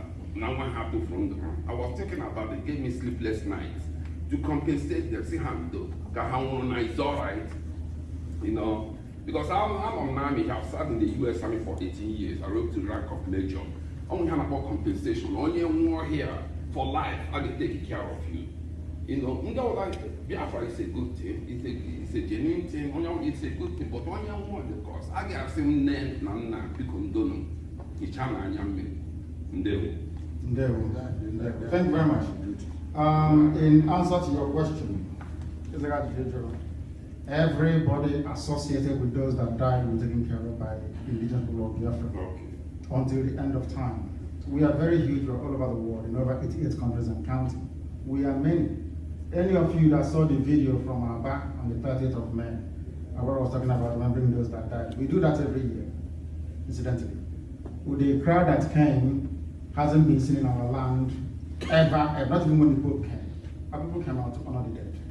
We are many, we are going to take care of them. And when we bury them, you see how big we are. The families, we're not just saying it. We believe in on Ruben also to implement it. We just don't say it. We do it, make it happen. And on that very day, you will see. We are going to honor them. We are going to take care of the families. Now on forward. If I skipped you, I'm sorry. I have never heard about you or your program, but the first thing I said when I came in here is about honoring our fallen soldiers. We were talking, and I did say that what is wrong with Indigo has a spiritual undertone that I have never. I use the example of the Jewish people, the American people. I'm so happy to hear about what you say you're doing. I know about the Oji River. I don't know what is being done there for the soldiers. But I'm very confused. My confusion stems from what, maybe I didn't understand. What exactly is the objective of your movement, number one? You made mention of the 22nd of this month. Yes. What will happen? I didn't get to hear exactly what he instigated the 22nd of this month. And then the third one is that, did you make mention of we need arms and stuff? I yes, get yes, that. we do. So I really need to understand these three things. Okay. Please, thank you. Let me start from the last one, please. Following from what the person abroad asked. On Sunday, the 30th of August, our people came out to Tunisia to evangelize, to preach to others about the need for us to get Biafra. And on the orders of Buhari, they were shot dead. And you will know that P2B in 2005, 2006 ordered the army to do something at the same place in Onitsha when members of the Nassau were shot to pieces because they felt that you can kill them. Igbo people don't care, which is a matter of fact. We don't care about each other, that is the truth. We may gather once in a while to eat, to party, and to drink. But when our people die, nobody cares about them, nobody talks about them. Now, from that, we now know that the best way to defend yourself is to be armed. Because Boko Haram is everywhere, in the zoo police, in the zoo army, in the zoo navy. The zoo, by the way, is Nigeria. That's what we call it, is a zoo. A place full of wild animals. Only those who are not sensible will understand that there is no name like Nigeria before the white man came. I don't even want to call you nigger. Then I'll call you nigger, because when you say I'm a Nigerian, it means You are a nigger from a nigger area. That's what the meaning of it. Niger is English word for nigger. In Latin, it is nigger. In France, it is called Niger. Means the same thing. And I can't be a nigger. I come from Biafra, a place that's older than Britain. That's number one. So we need guns and we need bullets. And those of you in America will give it to us. Very, very important. And also, on the 22nd of this month, something will happen. It's called the Blood Moon. Most of you don't know that in 1967, before the war started, there was a blood moon as well. Are you aware of that? It comes once in a while. There was blood moon in 67. There will be blood moon this year, because after this year, we are going to be free no matter what happens. Because if we don't get Biafra, everybody will have to die. As simple as that. And we're not joking. I came from back home for this convention. I stay in Biafra land. I don't stay in London anymore. I stay in Biafra land. I don't want people to underestimate what we are fighting and the type of adversaries that we're facing. Very, very critical. And on the issue of the remembrance of our people, we do that every blessed year on the 30th of May, every year. It's very, very huge all over the world. All over the world. Does anyone have our magazine somewhere? Perhaps you can give to the chair and to our dear sisters so they can see the type of things that we do all over the world. Very, very critical. There is only one thing missing. Is the involvement and the support of World Igbo Congress. If I remember very, very well, this very important body was set up to do exactly what IPOB is doing today. Am I wrong? Yeah, correct. No. Am I wrong? Please correct me. World Igbo Congress was set up to ensure that all these senseless extrajudicial killings of our people should stop. Is that not correct? Yes. Is that not correct? Is it continuing or not today? They are still killing us. They are deporting us from Lagos, burning our shops all over the place. Our people being rendered useless and homeless. No appointment from Buhari. The oil and gas comes from our land, and we say we are proud to be Nigerians. It's not just possible. It just cannot happen. Thank you very much. Let me answer the question. Thank you. All right, two more questions, please. Okay, let's My name is Udemy. I listened to you very carefully. There appeared to be some kind of civility when you began your speech. But after a while, I sensed more or less, well, this is what you have to do. If you don't do it, then what comes after it? My question to you now is that, have you ever thought about the effects of what we're trying to incite? And number two, you know the society where we're in. Where do we go from there? I understand we have concern. Is it possible for the concern to be addressed objectively? We can always reach wherever we want to go. Your name, I'm sorry, your name, please. Udemezue. Thank you very much. I started with humility, and I believe I ended with humility. If you're Igbo, if you're Biafran, I will respect you and I will submit to you in whatever way, shape, or form that you need me to. I believe in elders and I respect them very much. When I see somebody who's older than me, even by a year, I shake them with two hands. I am never ever rude to anyone. But if you're a Nigerian, I'll be rude to you. That means you are not sensible. It means you're not educated. A white man cannot leave Europe to come to Africa to create a country. For me, it's impossible. If I go to Europe to create a country, would they let me? Do you think they will let me? Can I go to Europe and create a country and say this is Port Okereke as having Port Harcourt? Or say this is Port Odenuche? Is that possible? I'm asking a simple question. Is it difficult to understand? As long as you are an indigenous person, you know who you are. You have been to school, some of you hold your doctorate degrees here. You cannot come from Nigeria. You cannot come from Nigeria. Your grandfathers are older than your country. Is that possible? How can your grandfather be older than your country and you claim you come from? It's not possible. As long as you're a Biafran, you have my love and you have my respect. I will honor you anytime, any day. If you stand in front of me and say you're a Nigerian, you have something else coming. I will never respect you because it means you're not sensible. Simple as that. About the implications, we are dead already. They say he that is down this fear no fall. If you want to live in humiliation, fine for the person. As for me, death is better than living in humiliation. Thank you. Is the other?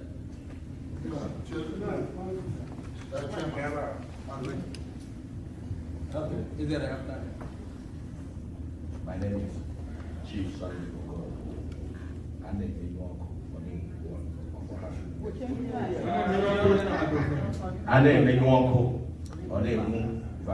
One of our achievements.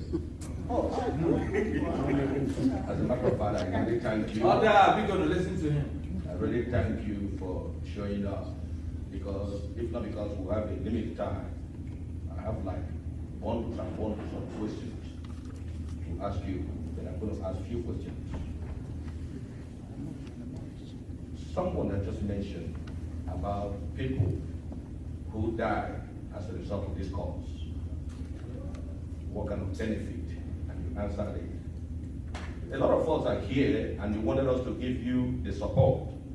And you mentioned guns, you mentioned arms and ammunition. And I also understand that if we make ourselves really open, let's assume we're in Nigeria, you understand the type of cause it is, and that is prison. One question is, if I go to Nigeria and I've already identified and made myself known, and everybody knows, I'm not denying the fact that I'm not a Biafran, and I get arrested to face treason, what are the modalities you put in place, at least, to save my life? What kind of security do you have on ground? Secondly, you talk about being recognized by 88 countries. And at the same time, you wanted us to support you with guns and arms and ammunition. I have seen a whole lot of wars, both in media and somewhere else. When people are fighting or when people are getting ready to fight, they have some international backings. What kind of international backing do you have? What kind of international backing do you have for you as a person at Biafra to achieve this goal? Or do we just have only the recognition without the backing? Thank you. Thank you very much. On your very first question, what happens if you go home to agitate? What I can say to you is that I'm sorry. you can never ever be arrested. Never. Because what you're fighting for, what we are fighting for, is a universally recognized way of setting people free. I'm sure that some of you here are very conversant with the declarations on the rights of indigenous people, is that correct? That allows us to go and fight for Biafra. That's exactly what we are doing, of which the zoo called Nigeria is a signatory to it via the AU. So that solves that problem. Secondly, in terms of the war supporting us, it doesn't matter if you give us the guns we need or not. We are going to fight anyway.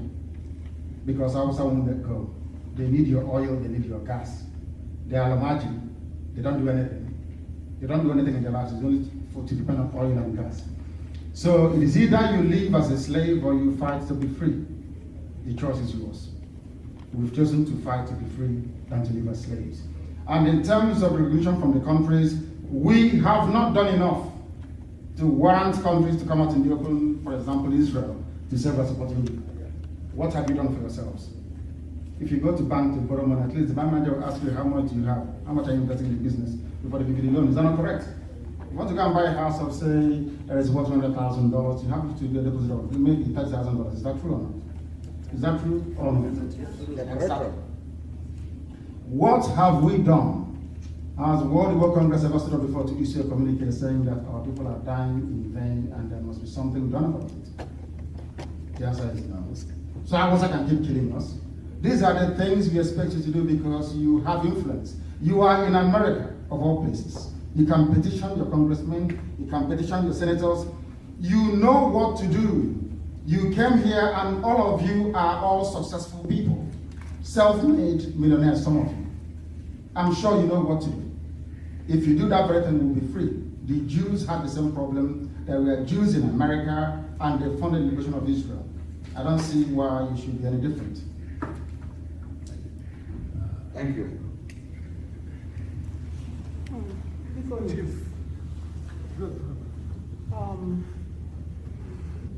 I would want to reiterate and say again that I I don't know how to quantify the fact that I'm here today for this convention, and I've enjoyed interactive discussion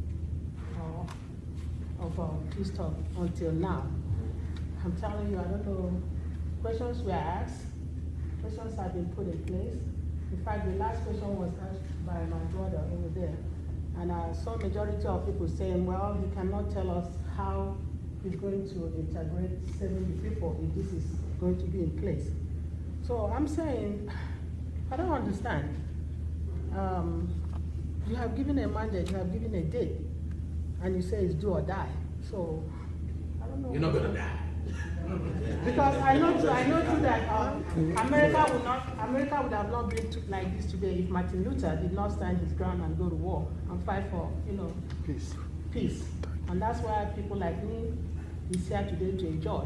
But I want to ask you all that, how can we, at this interim time, go into this, I don't know. It's like, yes, it's like he's talking like I naga war. My heart is just like, so what is going on? Please. Yes. Okay. The fact of the matter is that we have to speak the truth. It may not sound very palatable, but as our brother, Dr. George Verisi, he spoke earlier about truthfulness and honesty.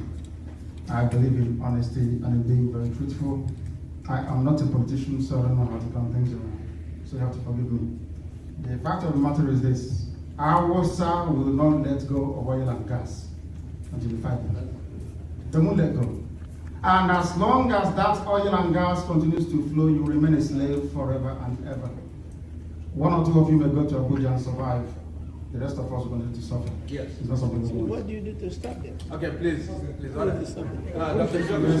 Thank you. Because we have other things on the program. We need to move on. Because let me again thank you for the effort you are making on behalf of all of us Igbos and Biafrans. But I have a question to ask, because after a while, we're going to start thinking.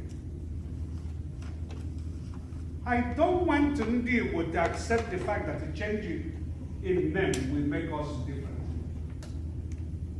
Name was it. As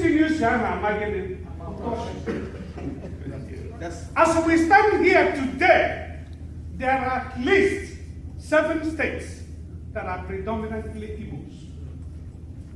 And in the context of Nigeria, none of them have reported to us that they never received federal allocation. And as I see, even you and I here, we have not agitated in the state we come from to make things better for our people. And we are going to the federal. Tip O'Neill, when he was Speaker of the House in the United States, said all politics are what? Local. You see, when we say Igbo states, Igbo people are doing extraordinarily well, and they will even do better if they stay on their own. I'm not saying that. What I'm saying is about that if we separate, we become great. Let us use the latest country created by the United Nations called South Sudan. At the inception of this very small country, which is very large, it was all about the excitement. But now people are what? Killing. The issue is not whether we answer Biafra or Nigeria. The issue is what are we doing for ourselves and them. And I know you said you live back home and you came here. And I don't know what passport you traveled with. Because I know on the international level, unless the rule have changed, there is no country known in the United Nations as one, Biafra. You must have come here through a recognized nation passport, or you may have smuggled in. So my brother, my question to you is, before we start talking about what the Hausas are doing to us, have we talked about what we're doing to clean our house? Thank you very much. Order. There is nothing. Please. I'm sorry to disappoint some of you. Igbo is not a nation. Igbo is a group of people. And there is a name in Igbo land that points to this very fact. This is where you're wrong, sir, with due respect. There is a place called Aguluzi Igbo. Who says Agebendi Igbo? Is that correct or not? Aguluzo Igbo. Who gave you that name? Who says Agebendi Igbo? That's number one. Number two, before 1900, there is no map in the world containing Igbo on it, but that was Biafra. I give you historical facts and scientifically verifiable proof which you can refer to. Igbo and Igbo is a collection of people. That is a fact. If I travel to Ebonyi, I can't hear what they're saying in Abakaliki. If I travel to Nsukka, I can't hear what they're saying.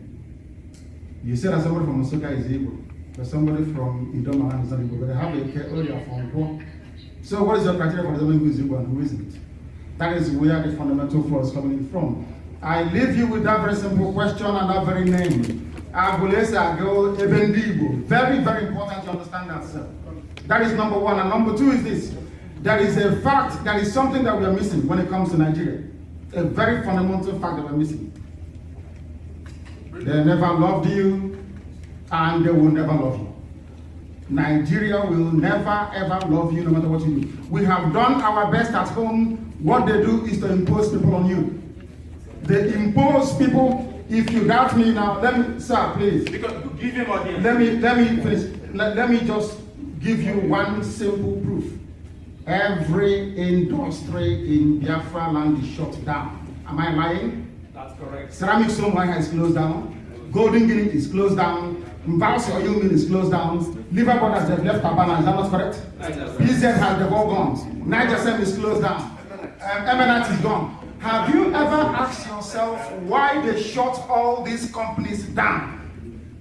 They shut them down because if you're a governor like Mbakwe or Dr. Eminent, if the Awasa man sees that your manifesto and your governance, I'm sorry to say, even in Anambra, Ngige, that was when Ngige was removed because they knew Ngige was doing very, very well.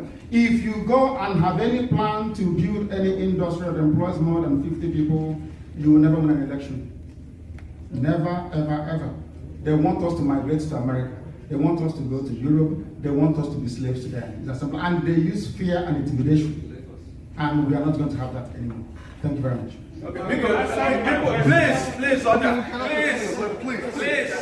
because this is. I don't want to take up all the time. No, please. Because, This thing is very important. No, because